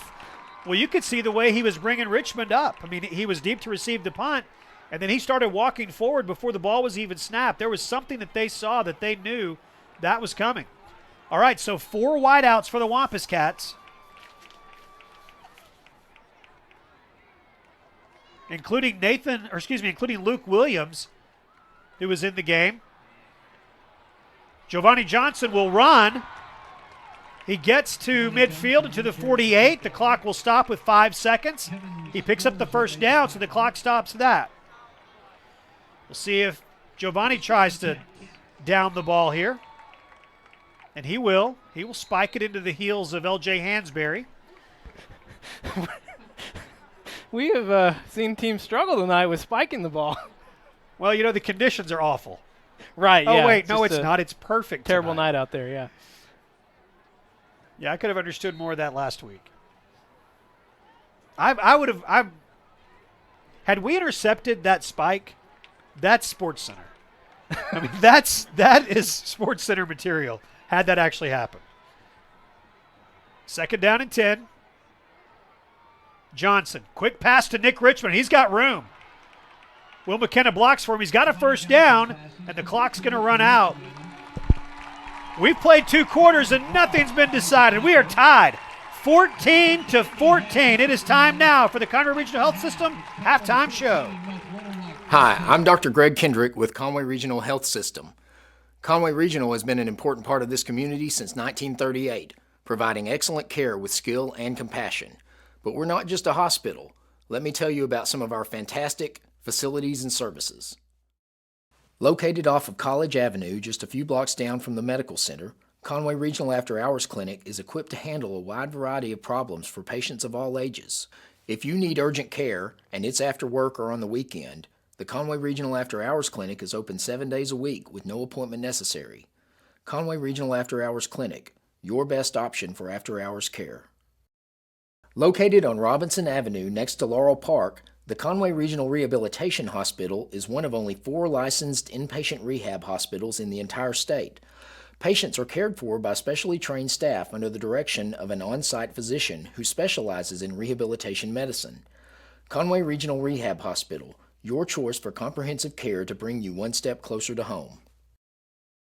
With 4 locations in Conway and Greenbrier, some with extended clinic hours, our dedicated team provides therapy services, including physical, speech, and occupational therapy, aquatic therapy, cardiac rehabilitation, sports outreach, and pelvic floor rehabilitation. At Conway Regional, we are committed to providing all of our patients the highest quality of care. All right, welcome back to John McConnell Stadium. It's Jeff Matthews. Levi Gilbert's headed down to the sideline. He will visit with Laura Crow, volleyball coach, in just a few minutes. We're joined now by David Grimes. David, let me slip in here real quick. I'm going to turn something down just a tiny little bit.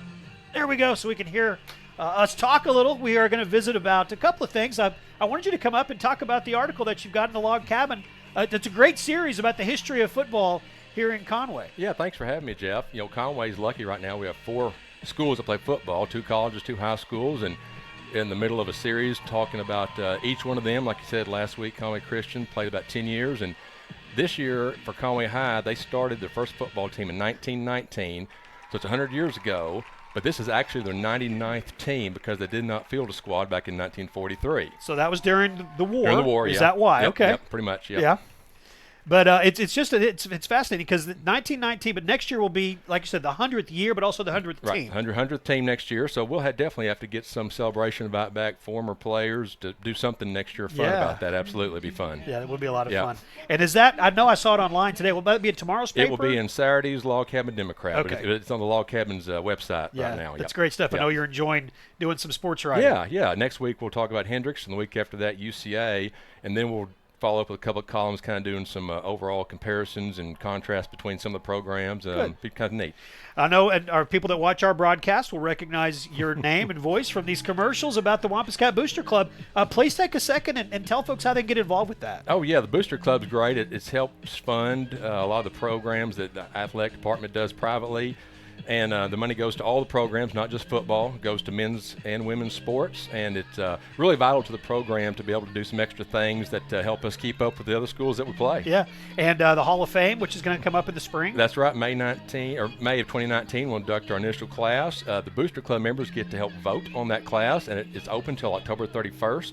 So you can join the Booster Club still through the end of October, and you get a ballot to vote for your top 6 choices and help elect the class. You know what I love about this is that since we've started doing these games, all of them live, including home games, is that we've got alumni all over the country and world sometimes that watch. They can go to ConwayWampusCats.com and join the Booster Club no matter where they are. That's right. Actually, a guy I went to high school with who's lived in Dallas for the past 30 years called me and wanted to join the Booster Club. Hadn't been involved since he left. Joined the Booster Club, sent in his ballot. So this is reaching nationwide. Nice, Absolutely. Nice.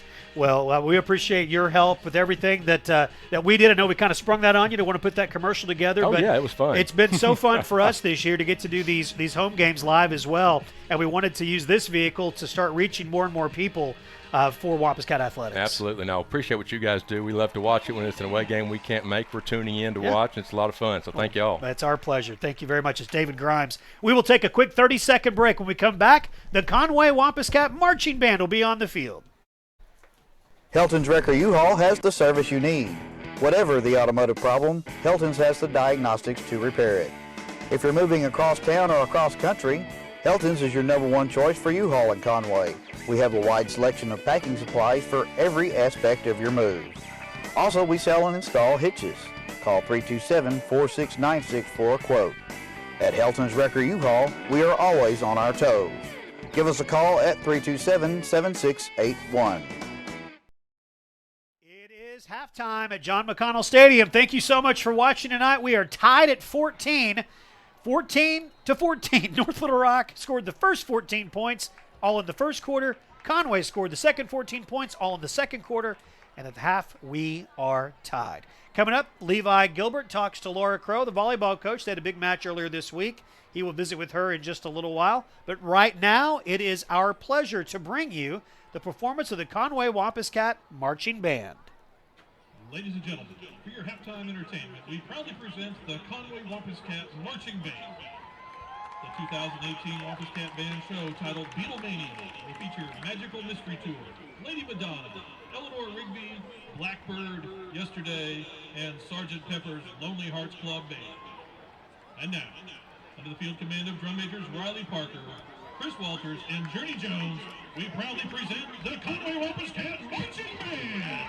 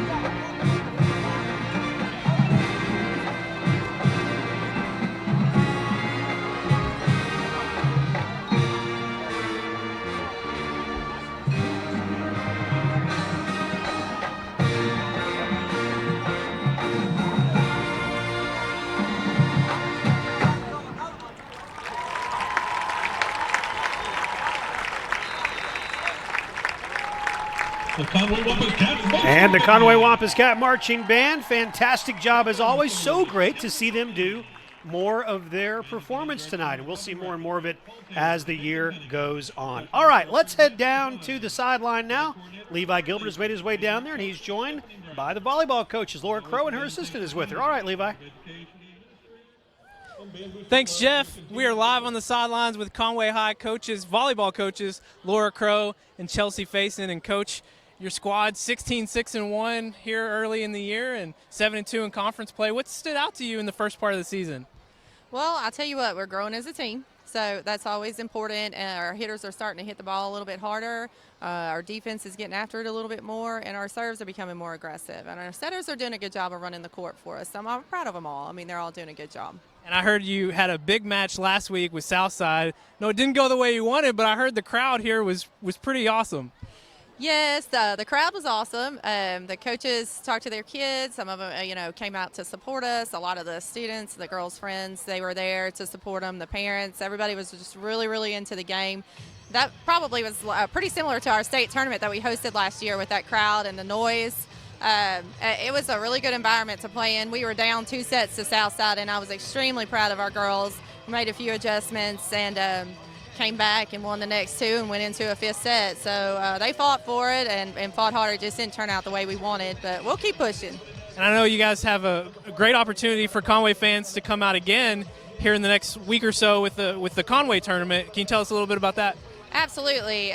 Well, we play a couple of conference games this week, and then Saturday our Lady Cat Invitational will be here. We've got 24 teams coming, some of the best in the state. Fayetteville will be here. All the teams from Northeast Arkansas, Valley View, Jonesboro, Nettleton. I don't want to leave one out and have somebody get their feelings hurt, but it's pretty competitive, and we run it at all 4 of our 2 middle schools and then our high school here. So it's all spread out over Conway, and it runs like a charm, and all the teams have a good time and learn a lot in the tournament. So sounds like a great opportunity for fans to come out. And I know you also have Pink Night coming up soon. We have Pink Night coming up. I'll let Coach Faison talk about that a little bit. Yeah, so Pink Night's going to be on October 18th this year. It's on a Thursday, and we're playing Jonesboro. Right now we're selling rally towels and some raffle tickets. All proceeds are going to go to the Hughes family and the Tipton families, 2 personal families. Greg Hughes is a football coach here, and Maddie Tipton, her older brother, is who the part of the money's going for, and she plays for us. So it's really close to home this year. Yeah, great event every year. It's the 10th anniversary, right? It's the 10th anniversary. It sure is. Wow. Well, I know playoff picture is going to start shaping up soon. You basically just have a month left in the season. What can fans expect down the stretch? Well, hopefully we go in a conference, and finish strong. We had 2 tough games this week, and we're just hoping to take it game by game and just, hopefully the result comes out how we want it to.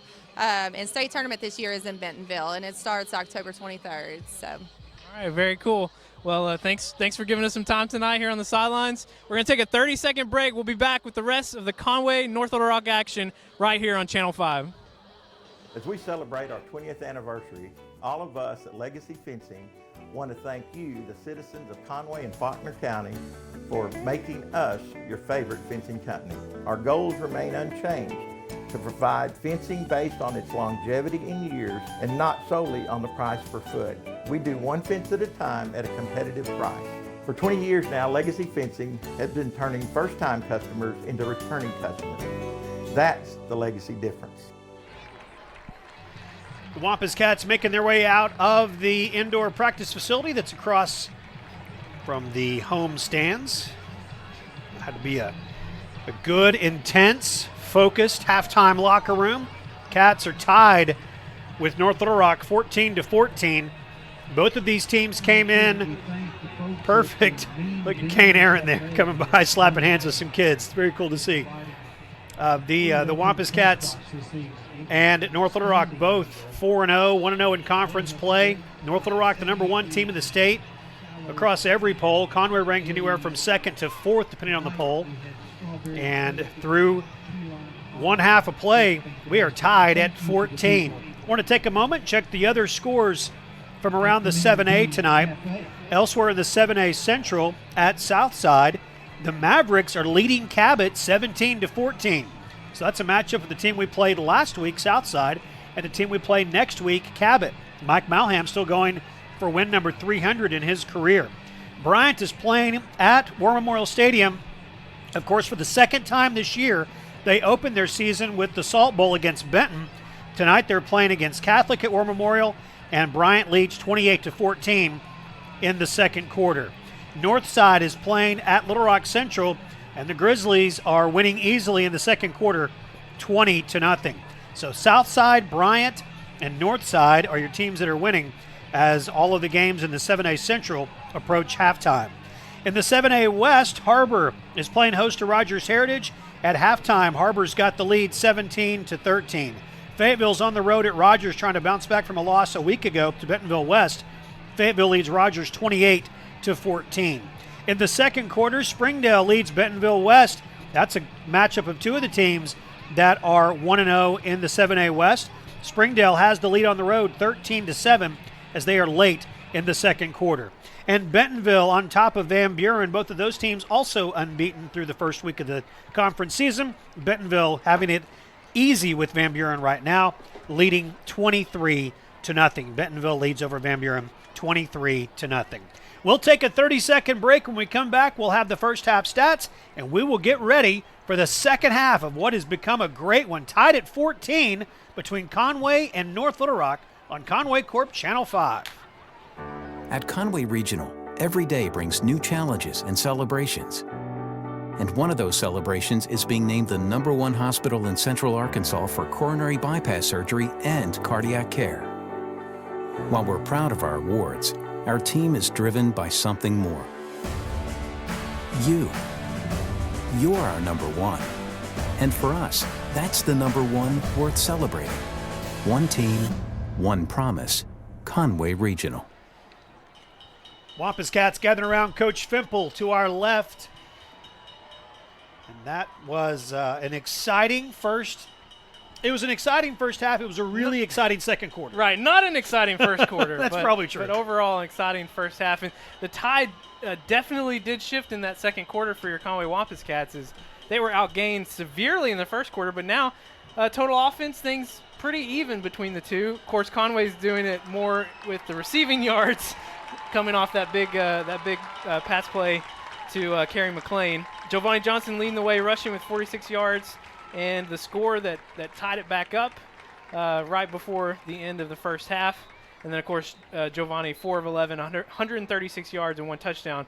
Most of that coming on that 83-yard pass to Kerry McLean. You know, we talk about, and it's pretty standard thing to say, boy, special teams, it's going to be important. Special teams are important. Well, you saw how that played out because of some poor punting. Yeah. That led to some good field position. That's what really was the difference in that second quarter with Conway taking advantage of it.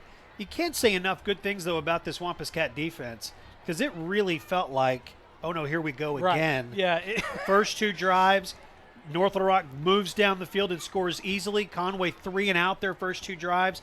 Nothing was working if you're a Wampus Cat fan, but they stayed the course, and now everything has shifted, and we're starting fresh. Yeah, just given that recent history and the way that semifinal game played out last year, the day after Thanksgiving, you definitely had that feeling that things were not going the way we wanted, but this defense, so resilient tonight. They found a way to get some big stops, and then, of course, like you mentioned, special teams have really been playing an impact tonight, but in different ways. It's been, negative plays for North Little Rock in the punting department, and then we've had a fumble on a kickoff, the kickoff return that we muffed, and then just in general, the strategies on kickoffs have played a big role tonight. And as we start the third quarter, we'll see what the Conway coaches have decided on.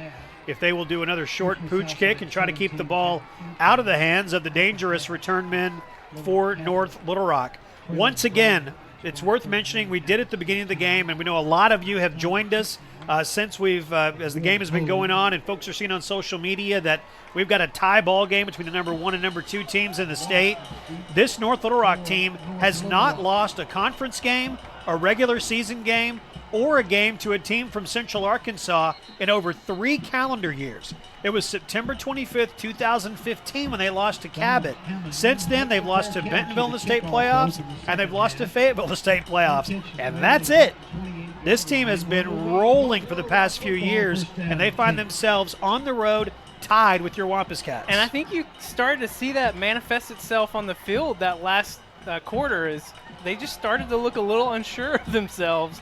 Of course, I bet they got a nice, good halftime pep talk. Yeah. I'm sure they're not going to look too unassured coming out here at the start. I think the tone was very different, most likely, in the North Little Rock locker room. Attaway. Loose. The ball was recovered by the Wampus Cats. You could see it. Kane Aaron recovered it, but Tez Miller had brought him down and his knee touched the ground at the 43-yard line before the ball came loose. And it's 1st and 10. You can move the chains for North Little Rock. Tommy Grady hustles in.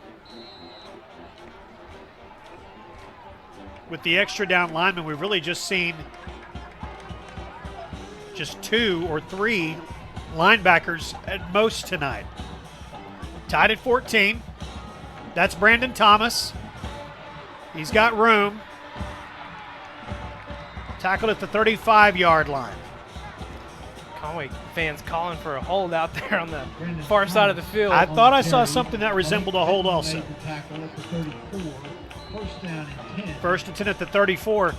2 big runs for North Little Rock on their first 2 plays of the second half.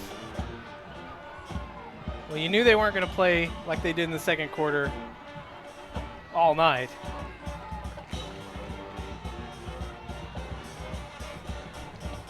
Drew Martin, their talented tight end, moves to the right. On the ground. Kane Aaron brings down Oscar Attaway at the 32-yard line. We've played a minute of the third quarter in a tie ball game. Nate Turner watching tonight. Hey, good to hear from Nate. Said this one's going to be a battle. Well, he would know. Yeah, right. Crunk crew doing their job, keeping the fans in it. Defense looking to stand up here a couple of plays. 2nd and 7. Pitch. Brandon Thomas. Pushed out. Tommy Grady, last one to touch him before he steps out of bounds. The thing with Brandon Thomas is, I mean, he's obviously big. He's almost 6 feet tall, almost 200 pounds. Really, really strong, great vision. You can just see the way he runs the football. But he's so quick. And just the way once you get past the first line of defense, he's really able to just make some space. And so you got to catch him early. 1st and 10 for the charging Wildcats. Tyler Day. Strong legs. Brought down inside the 10-yard line. That's about the 8-yard line. Been told by more than one viewer that they get confused about that box that's on the field for the soccer matches. They think that that's the first down marker when you watch football games on Saturdays and Sundays. You see that yellow line, you know it's the first down marker. Well, that's actually part of the soccer field. 2nd down and 3. Near side. Out of bounds. 2-yard line. Randy Thomas got him. Caden Smith also helps out. We're doing some cool things with our broadcast, but we're just not quite we're not first down marker territory That's yet. right. No, not there just yet. All right, that was enough to pick up a first down. Brandon Graham checks into the game for Dwayne Smith. So it's 1st and goal from the 2-yard line. I formation behind Kareem Cotton, who will step to the right and run behind Dante Smith and into the end zone rather easily. And North Little Rock strikes first in the second half. Wampus Cats survived the early onslaught in the first quarter. We'll see how they respond here quickly as North Little Rock taking no time to start the second half. Ethan Lee will attempt the extra point. He made the first 2 he attempted. Ethan Lee will kick the point after out of the hold of Logan Weaver. 9:45 to play in the third quarter. And North Little Rock has broken the 14-14 tie, and it is now 21-14. We'll take 30 seconds and come back on Conway Corp Channel 5. When Conwegians cry out for programming freedom, a legend will rise to bring power to them all. Ninja 2. See the interface that has critics raving. Sleek new look. Love the customizable menu and filters. Whoa, there's my Netflix. Ninja 2, powered by Conway Corp. Now playing on a screen near you. Ethan Lee to kick off for the Charging Wildcats. It was a 2-minute and 15-second drive to begin the third quarter and broke the tie. North Little Rock going over the 200 rushing yard mark on that drive at 2:36 now. 158 from Brandon Thomas, 67 from Attaway, who has 2 scores. Line drive kick again on the ground. This time Shane Smith takes it at the 19-yard line. It will get 11 yards. Shane Smith, one of the top return men in the nation, averaging 45.2 yards a kick return. He leads the state and is ranked number 6 nationally in kick returns. So the Cats have the ball first and 10 at the 30-yard line. They scored twice in the last half of that second quarter. Yeah, we saw Coach Rainey really mix it up in the second quarter. We'll see how this offense looks here on their first possession. Giovanni Johnson to the 32. It'll be second down. Hayes Denton out there blocking for his senior quarterback. One of my favorite things on social media has become on Thursday nights, and if you follow any of the players or the coaches or Conway Wampus Cats that on Instagram or Twitter that Marquise Rogers runs, it's the pictures of the different groups having their dinner, their pregame dinner on Thursday night, and how you always feel for the family that feeds the linemen. Giovanni Johnson has just not been able to find the touch. Bryce Bohannon into double coverage, but he had a step, but the pass was 5 steps beyond him. So it's third down and 9, but you see the skill players get together and the linemen get together and the linebackers get together, and you think, whoa, that's a lot of calories, a lot of food being prepared. That's great to see on Thursday nights, just part of the tradition of Wampus Cat athletics. They invest in each other's lives all throughout the year. Giovanni Johnson looking for Will McKenna. Fourth down. Johnson passing. McKenna did a great job to change his route and get to a place where his scrambling quarterback could throw the ball to him, but just couldn't get the timing perfect, and the pass is incomplete. We'll have to give the ball back to North Little Rock, and unfortunately we have to give it back to him quickly. Just 31 seconds after we took over following their touchdown. Yeah, accuracy has been an issue tonight for Braylon, and McEwen to punt. It's there.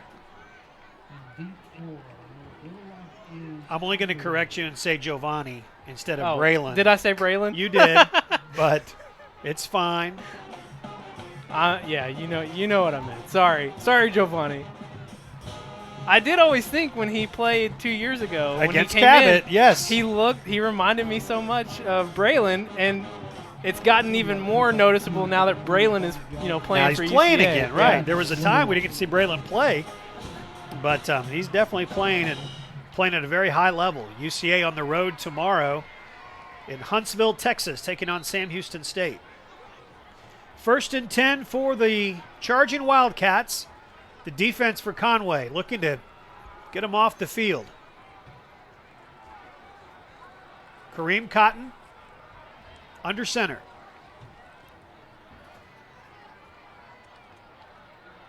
They send Attaway in motion, and Caden Smith picks him up and drops him, the 6'1", 190-pound senior. Nice play by Caden Smith. You said it in the first half, and Scott said it here early in the second half. I mean, the way they run the ball, why would you do anything else? Yeah. And I think we're probably going to see a lot more of the run here in the second half until this Conway defense can prove that it can stop it.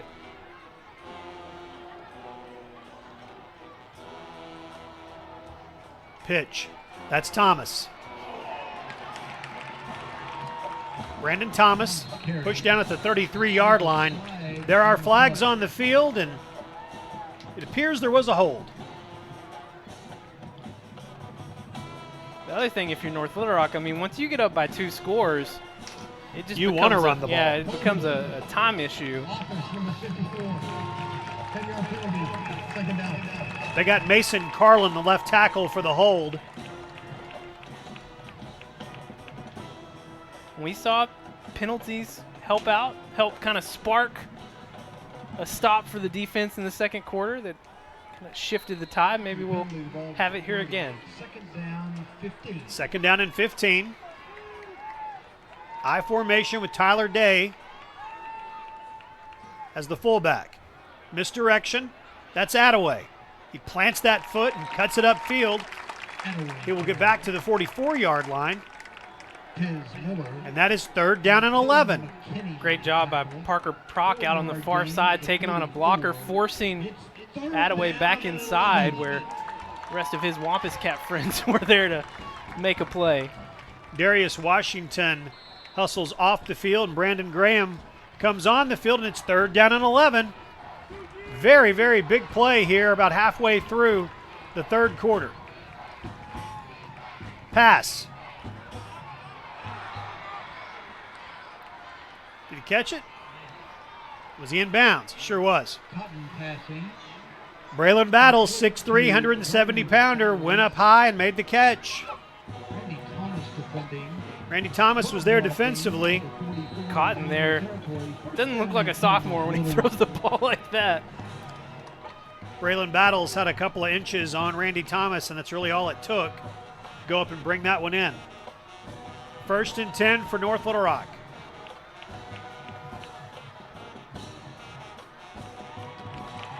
Brandon Thomas. Kane Aaron hit him first, but then Corlin McKinney finished him off. 2nd down and 9. North Little Rock, top team in the state, defending state champions. Riding a 17-game winning streak, a 21-game conference winning streak, a 30-game regular season winning streak. Pitch.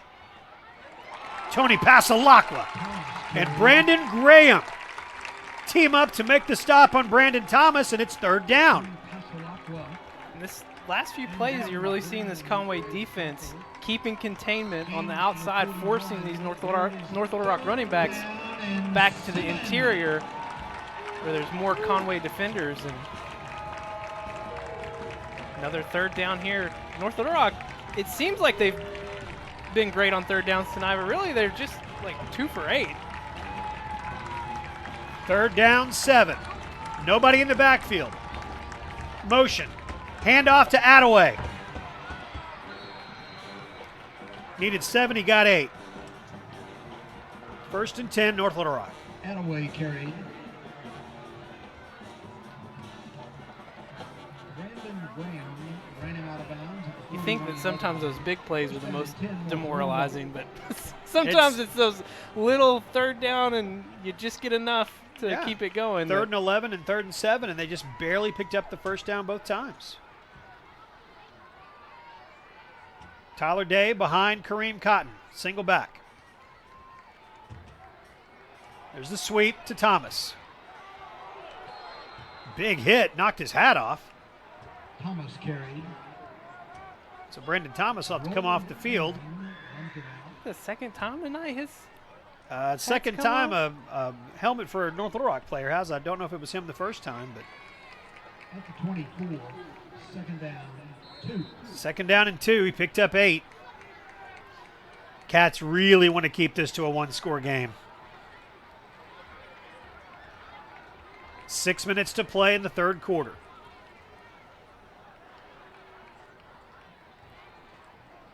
Pass at the feet of Oscar Attaway.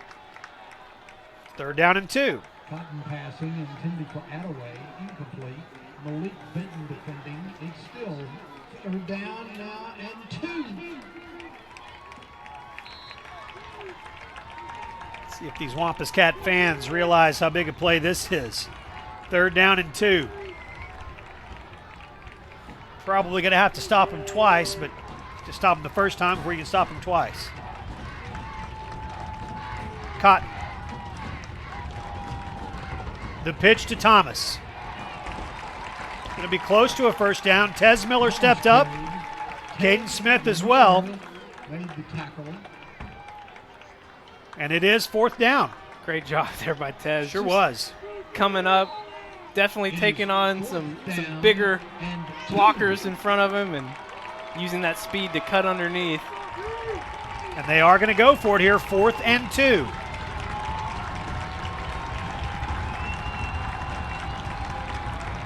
Two-back set. Attaway moves to the right. 4th and 2. The pitch to Thomas. He is hit hard and knocked down, but I'm afraid he fell forward for a first down. White Hat walks up. Brandon Thomas again lost his helmet. We're going to have a measurement here. Jalen McEwen got the stop, knocked him off his feet. Keep a good look here as long as nobody gets between us and the marker there. Well, only 3 officials got between us and the marker there. I mean, it looks like he got it pretty easy, but hard to say from this angle. Well, when you're producing a television show, you want some drama. Oh, right. And so I that's mean, what we're it's going to be close. Thanks. Sell it.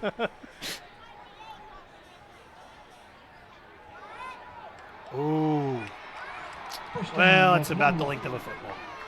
All right, so 1st and 10 for North Little Rock. Once again, they picked up 2 third downs. Now they pick up a 4th down. This drive stays alive for North Little Rock. Charging Wildcats leading by 7. They won the first quarter. We won the second quarter. They're winning the third quarter.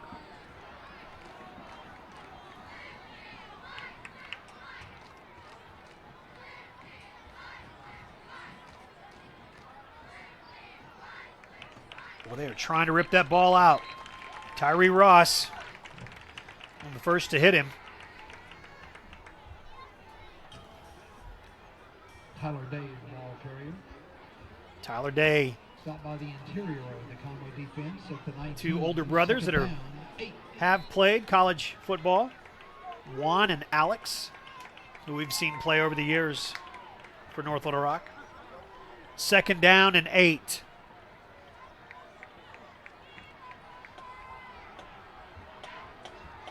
Cats shift a little bit on defense. Seen them do this a bunch. Pitch, mishandled by Thomas, but he finally gathered it in. Thomas carried. Rolls up the back of one of his teammates, and they both seem like they're kind of shook up. It's going to be 1st and goal inside the 5-yard line. Got a Wampus Cat down on the far side as well. Looks like maybe a cramp. That's their wide receiver and punter, Josh Beck, who Brandon Thomas rolled into from behind. That will take a second to check on him and the Wampus Cat as well, just off of your screen. Looks like it's Malik. Malik Benton. Josh Beck able to get up and run off under his own power. And Malik Benton as well. So it's 1st and goal inside the 5-yard line. 4:02 to play in the second quarter.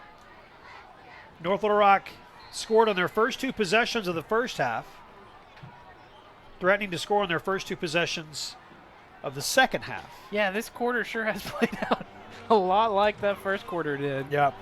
Not many plays for this Conway offense, and a lot of time being milked off the clock for North Little Rock.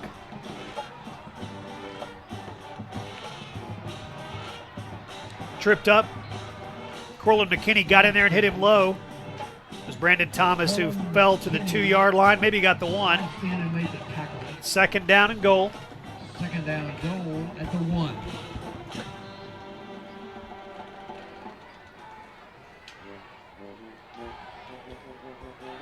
They certainly have the ability to score quickly and on big plays, but man, they can be methodical as well. Yes, very.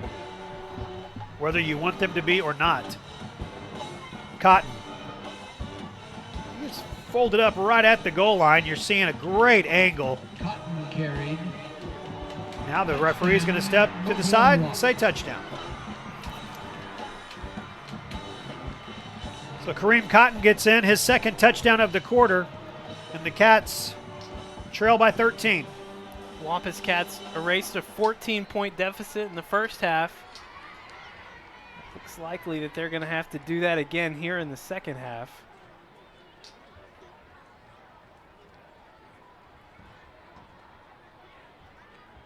Ethan Lee is their kicker. He's hit his first 3 extra point attempts tonight.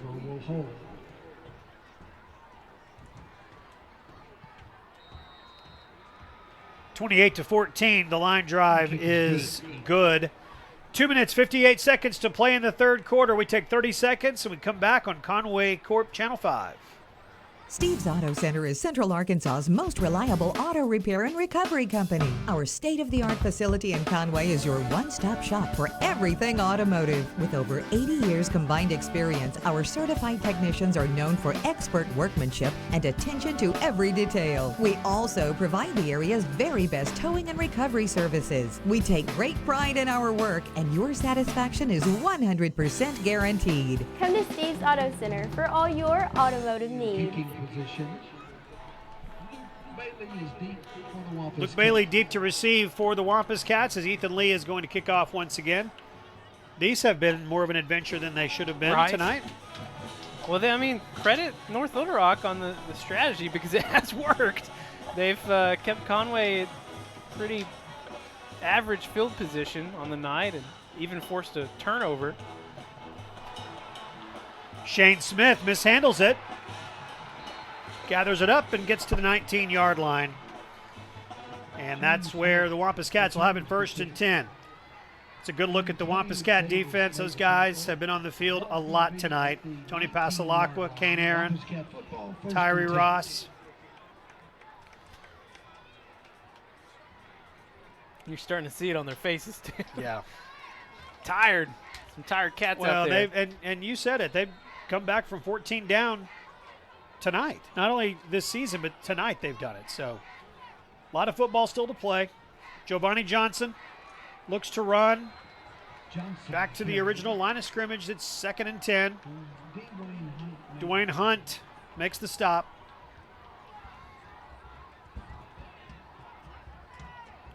One-yard gain, 2nd and 9. Give him a yard, 2nd and 9. Seen that play a few times tonight. Hasn't been super effective, although it did set up that, fake. Right. The pass to Kerry McLean. The pass to McLean, and then also the one to Bryce. Oh, correct, yes. Option left, pitch to Kerry McLean. He will get nothing. Abram Terry makes the stop. It is 3rd and long. Ross is back to the 14. It's 3rd down, 15. 3rd and 15. Bryce Bohannon and Shane Smith will hustle on. Nick Tufu and Kerry McLean off. The Cats will go with 4 wideouts. Check that, 3 wideouts, and Bryce Bohannon behind Giovanni Johnson. Johnson throws. Complete to Will McKenna. Will spins. It's brought down short of the first down marker. Gets to the 25. Wallace makes the stop, and it is 4th down with 1:18 to play in the third quarter. And the Wampus Cats are going to have to give the football back to North Little Rock. This defense going to have to find a way to keep those spirits up. It's got to be a little demoralizing for them to have these long drives by North Little Rock and then barely get a chance to talk it over on the sideline before you're right back out there. Nick McEwen on to punt. McEwen in punting position. Oscar Attaway is deep for North Little Rock. whistle, the flag. Glad we're getting a second chance on that one. Delay game, so cost them 5 yards. I think you'll have to take the 5 yards on that one because it was about to look a lot worse than that. Yeah, about to give them the ball inside the 5. 40 seconds to play in the third. North Little Rock has broken open what was a tie game at halftime. Great punt by Nick McEwen. Wow, that's a great one. Going to turn the field over down to the 38-yard line, and that's where North Little Rock will have it 1st and 10. Call it the 39. There is a flag on the field. At the 39-yard line, there is a flag on the field. See what the call is going to be. See if it benefits us in any way. We could use some things to benefit us.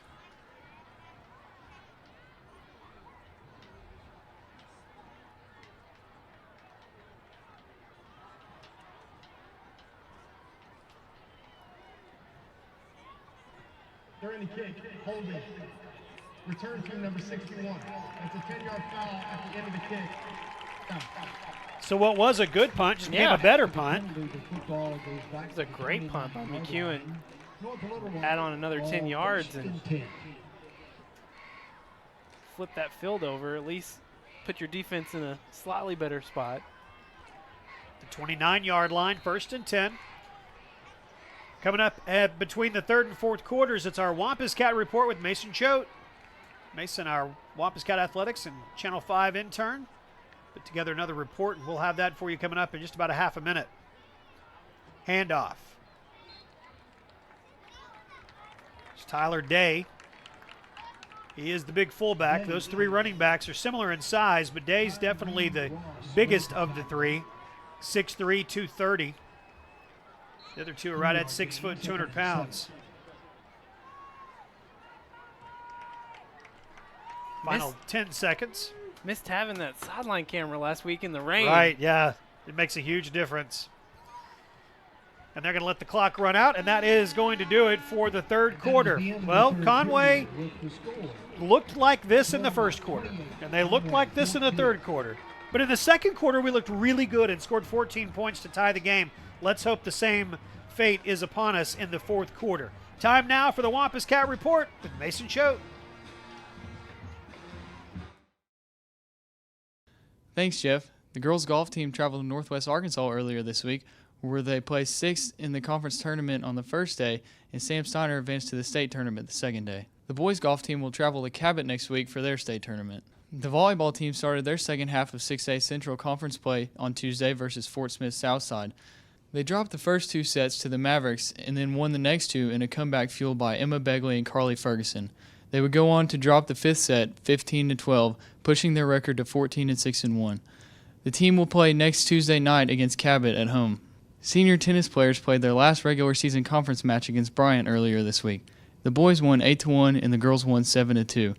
The team prepares to play in the conference tournament next week in Little Rock. After a tough outing last week, the cross-country teams will travel to Russellville tomorrow for the Cyclone Invitational. For Wampus Cat Athletics and Channel 5, I'm Mason Choate. Mason Choate, the intern for Wampus Cat Athletics and for Conway Corp Channel 5, does a great job for us. He writes those and puts them together and then records them, and we're thankful for him. We'll make sure that gets out on social media so folks can share it. I know last week some of the volleyball parents shared a portion of that to let the rest of the fans know what was going on with the volleyball team. So we will make sure that is out as well. It's been really fun between the those reports and getting to talk with the other coaches at halftime during the home games. Stretch our wings a little bit. There's so many fantastic athletes and students who represent Conway High so well in sports other than the ones that we broadcast, football and the 2 basketball teams. So, yeah, it's been fun this our 18th season to be able to kind of stretch into that just a little bit more. All right, 3rd down and 3. Cats looking for a stop on defense. The pitch to Attaway. He will get the first down, and he will get more than the first down. Being chased by 5 Wampus Cats, and Caden Smith will throw him down after a big gain for the senior North Texas commit Oscar Attaway. Pretty sure that one put him over 100 yards on the night. He's had the 2 scores. That's a back-breaking run here early in the 4th quarter. Conway trails 28-14. They battled back, scoring twice in the 2nd quarter to tie it. And then it has been all North Little Rock since the teams came out after halftime. Brandon Thomas keeps his feet. Roman Aaron trying to bring him down and does inside the 5. Brandon Graham there as well. Thomas, the ball carrier. And it's 1st and goal inside the 5-yard line. Brandon Graham and Roman Aaron made the tackle inside the 5. Attaway now 131 on the night. At the 3. And Thomas is he's probably over 200 yards now with that carry. Yeah. Yeah, 208. So between the two of them, almost 200 or 350 yards rushing. Well, and that's as advertised. You know, we had certainly heard and knew it firsthand from what we saw last year that they were capable of this.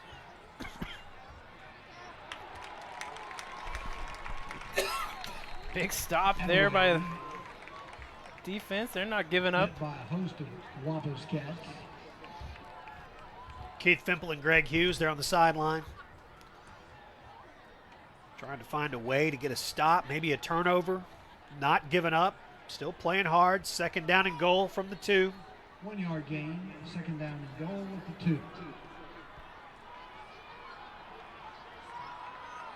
Yeah, to give you an idea of how potent this running game is, they've got a tight end that's going to play for Memphis next year, and they've looked at him once tonight. Cotton stopped short of the 1st down, short of the goal line, rather. Parker Prock made the tackle. Parker Prock in there to make the stop on number 4. At the 1. And it is 3rd down. 3rd down and goal. So far tonight, North Little Rock just 3 of 10 on 3rd down, but it seems like they've been a lot better than that. Cotton right over his center. No signal yet. There it is, touchdown. Touchdown, North Little Rock. So 3 second-half touchdown runs by Kareem Cotton, all from a yard out. And Conway finds themselves down by 20. Yeah, 350 yards almost between these 2 backs, Thomas and Attaway. And then you got Day, another 20 yards. And Cotton himself rushed for 2 touchdowns now. I mean, that might have been number 3. That was his 3rd. Extra point is good, and the Cats are down by 21. North Little Rock leads 35-14. We'll take 30 seconds and come back on Conway Corp Channel 5.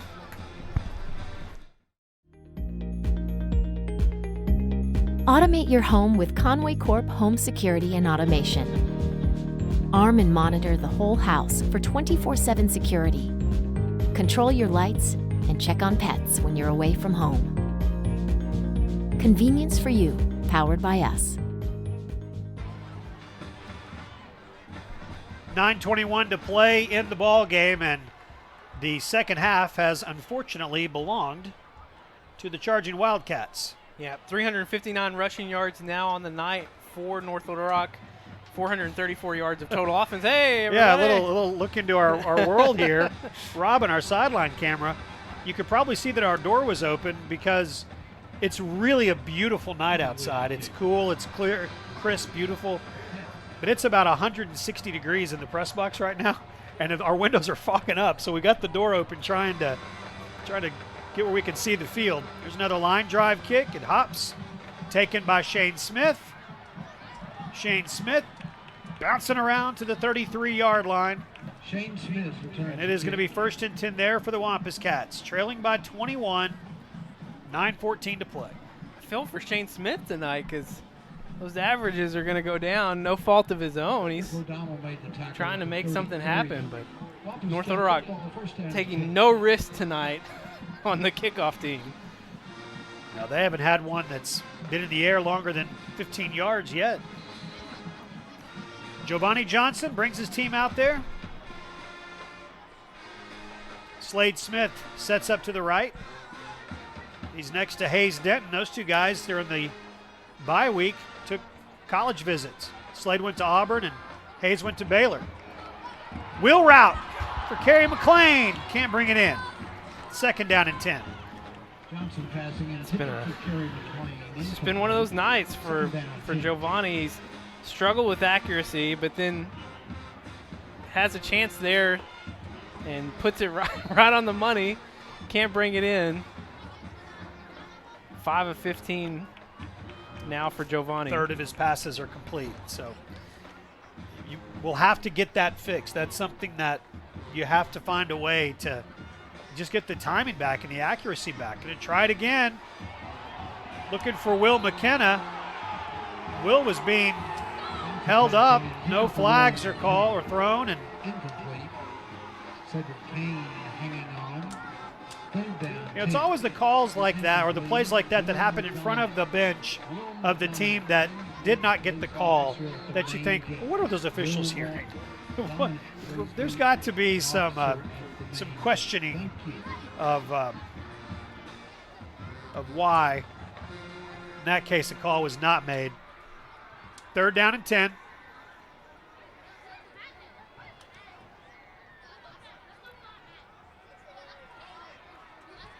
Looking deep for Nick Richmond this time. It is one of those nights. Yeah.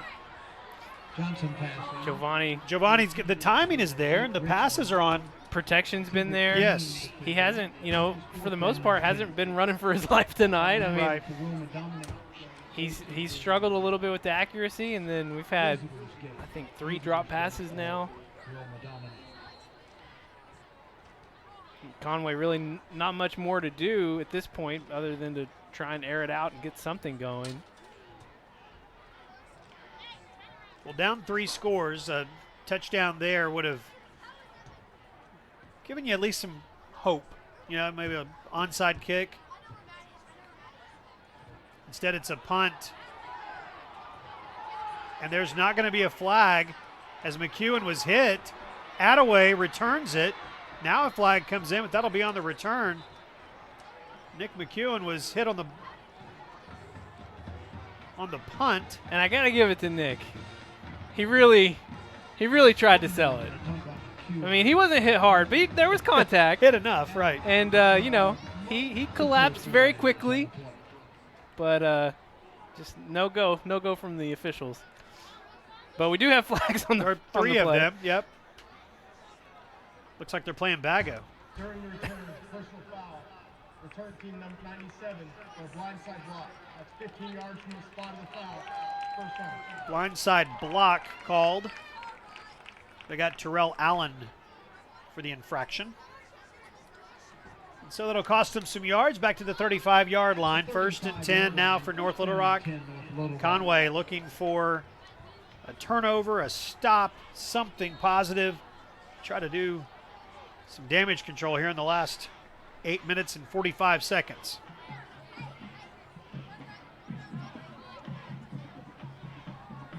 That's Day.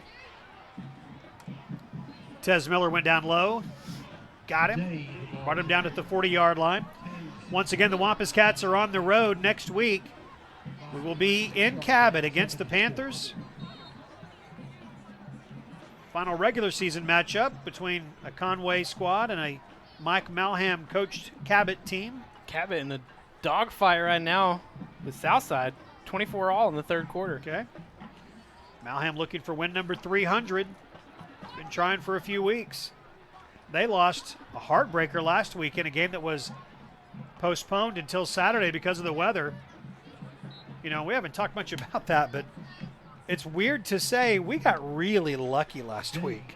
I mean, it rained from the minute the team got off the bus till the time the team got back on the bus, but we had no delays at all throughout the night. But the story was, back here in Central Arkansas, numerous delays. Games that were, the Bryant Northside game was called before halftime. Catholic and Cabot came back at noon on Saturday to finish that game, a game that Catholic won with the last-minute touchdown pass. And so it was a mess, and it was wet, but we got the whole game in last week. Brandon Thomas tripped up at the 47. Malik Benton comes in and makes the stop. And things shaping up kind of interestingly here, just 2 games in. But Cabot and Southside, like we said, 24 all. Bryant easily winning tonight, 38-14 over Catholic. Northside up 35-0 on Central. So this game here, Conway is going to most likely move to 1-1. That Cabot game next week will be, it's always a biggie. It is, but, it is. If Cabot can sneak out a win tonight, it'll be even bigger. Kane Aaron got a hold of Brandon Thomas's shirt tail and held on.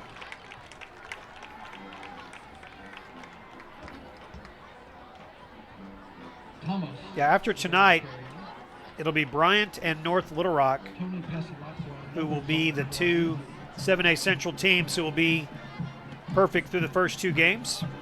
At the 47, it's 3rd down 10. And a bunch of teams at 1-1.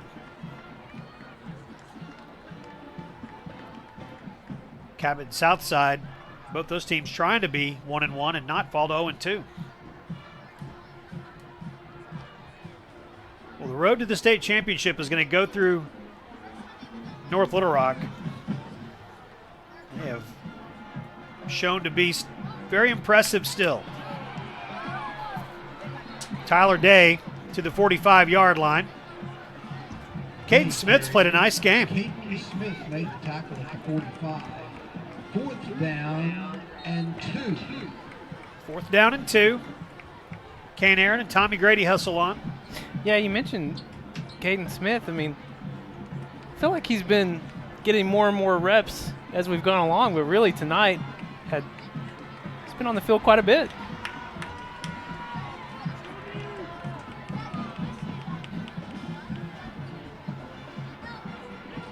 And this is one of those times where I hate to admit that I'm just now recognizing something, but Timeout.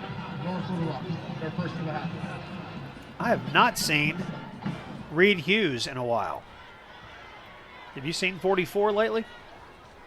I don't think so. And I thought I saw somebody else doing the deep snapping a few moments ago, too, on one of the last punts. So we'll keep an eye on that and see if we can see anything about Reed. He is an emotional leader. He is a physical leader for this team. And Caden Smith is on the 2 deep, listed as the backup to Reed Hughes. And at first I thought that they were just rotating Caden in, but he may instead be in there because Reed is not. 35-14 is our score. Timeout on the field. We'll keep it here again next week on the road at Cabot. 6:50 airtime, 7 o'clock kickoff from Panther Stadium. 2 weeks from tonight, back home against Northside. The Grizzlies are good. They will be here for homecoming. And then just one more home game. Little Rock Catholic on October 26th. That'll be senior night. All right, 4th down and 2.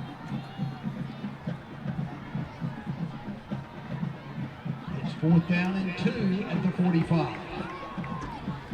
5.5 to play in the game. The pitch to Thomas. He'll pick up the first down and step out of bounds. Thomas carried. They haven't had a great percentage of 3rd downs, but it seems like they've picked up all these 4th downs. Yeah, they've. And I keep harping on that 3rd down stat. It's just funny how it hasn't felt that way. Right, I mean, not at all. Conway did have a great second quarter defensively, so I think that's where a lot of those stops came in. And I can see Reed now through a little bit of a break. He has got a towel over his head, and he is clearly not available right now, and hasn't been. And we'll have to get the story on Reed Hughes. That is a big, big missing piece that's on the sideline. Roman Aaron made the tackle inside 30. Roman Aaron makes the stop. I say that's a big loss, and it is, regardless of how anybody else is playing. But kudos to Caden Smith. He has stepped in and really played a fantastic game in place of the injured Reedy Hughes. He hustles off the field right now as Cade White comes on. 2nd down and 3.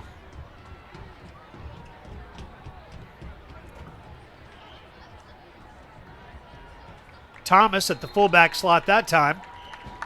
Short gain. Corlin McKinney with the stop. Thomas carried. 4.5 to play. Tackle was made by Tony Pasalacqua. Tony Pasalacqua there as well. Trying to think ahead a little bit about, what this team needs to improve on heading into this Cabot matchup. And obviously the passing game it's been pretty anemic really the whole season. Now, a lot of that the last 2 weeks has been just because of the elements and all the rain. And, a week ago at Southside, you're not going to be throwing a whole lot. But no, the game plan last week was exactly what it needed to be. Out of a scrum at the 25, Kareem Cotton 22-yard line. looks to be stopped and then bounces off the pile and gets to the 22-yard line, enough for a first down for North Little Rock. I just think of where Nick Richmond was at this point in the season a year ago. He was just having a breakout year, and we've just really struggled to get that connection going because he can be a spark plug for this offense.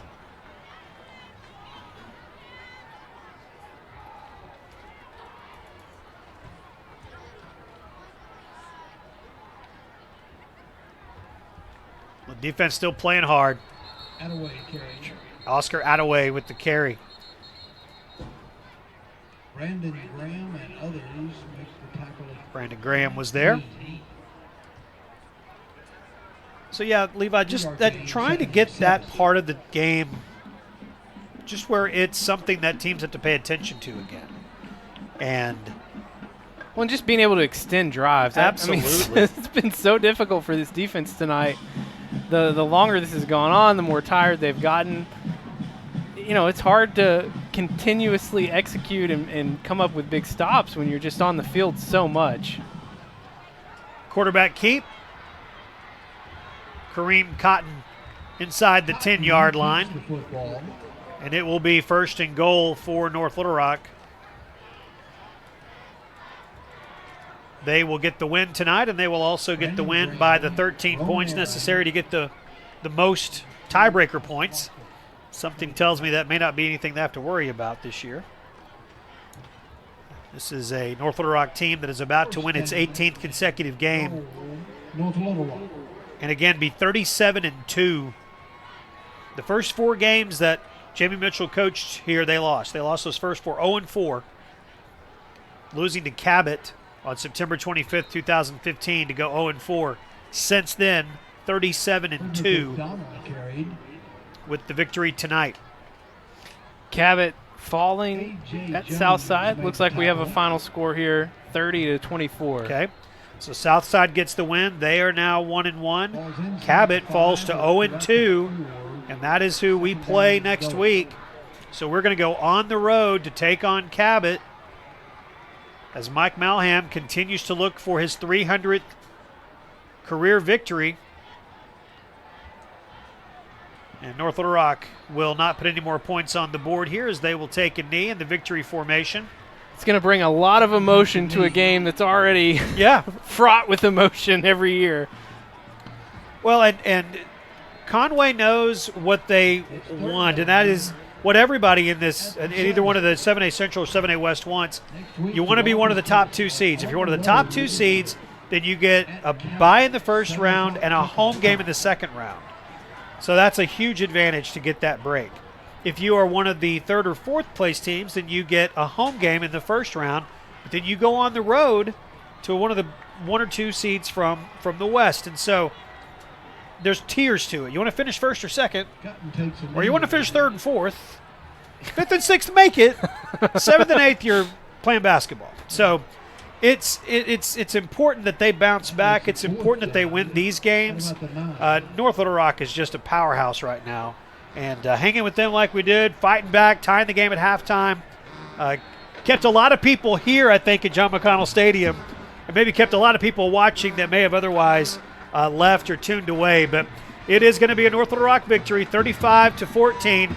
Conway's going to drop to 4-1 on the season, and they are 1-1 in conference play. We will take 30 seconds here and come back to wrap it up on Conway Corp Channel 5. You got insurance to protect your car against other drivers, but are you protecting it against the muddy disasters it faces every day? Zip's Dirt Insurance has you covered. It gives you unlimited washing at any of our convenient locations, starting at $14.95 a month. That's less than 50 cents a day. Protection to keep your car clean without worrying about muddy mishaps. Zip's Unlimited Wash Club. It's like having dirt insurance for your car. Zip in, zip out, zip on. 35-14, North Little Rock gets the win. They improved to 5-0. They are 2-0 in conference play. Conway drops to 4-1 and 1-1 on the conference season. Wampus Cats and Charging Wildcats shaking hands at midfield, showing some good sportsmanship, and that's a team we might see again. We saw them twice last year. That's true. Conway just couldn't overcome the almost 500 yards of offense from North Little Rock tonight, 414 in rushing yards. Conway finishes tonight. Giovanni Johnson leading rusher with 48 yards and a score. Giovanni was 5 of 17 for 146 and a touchdown passing the ball. Most of that going to Kerry McLean on that 83-yard touchdown reception.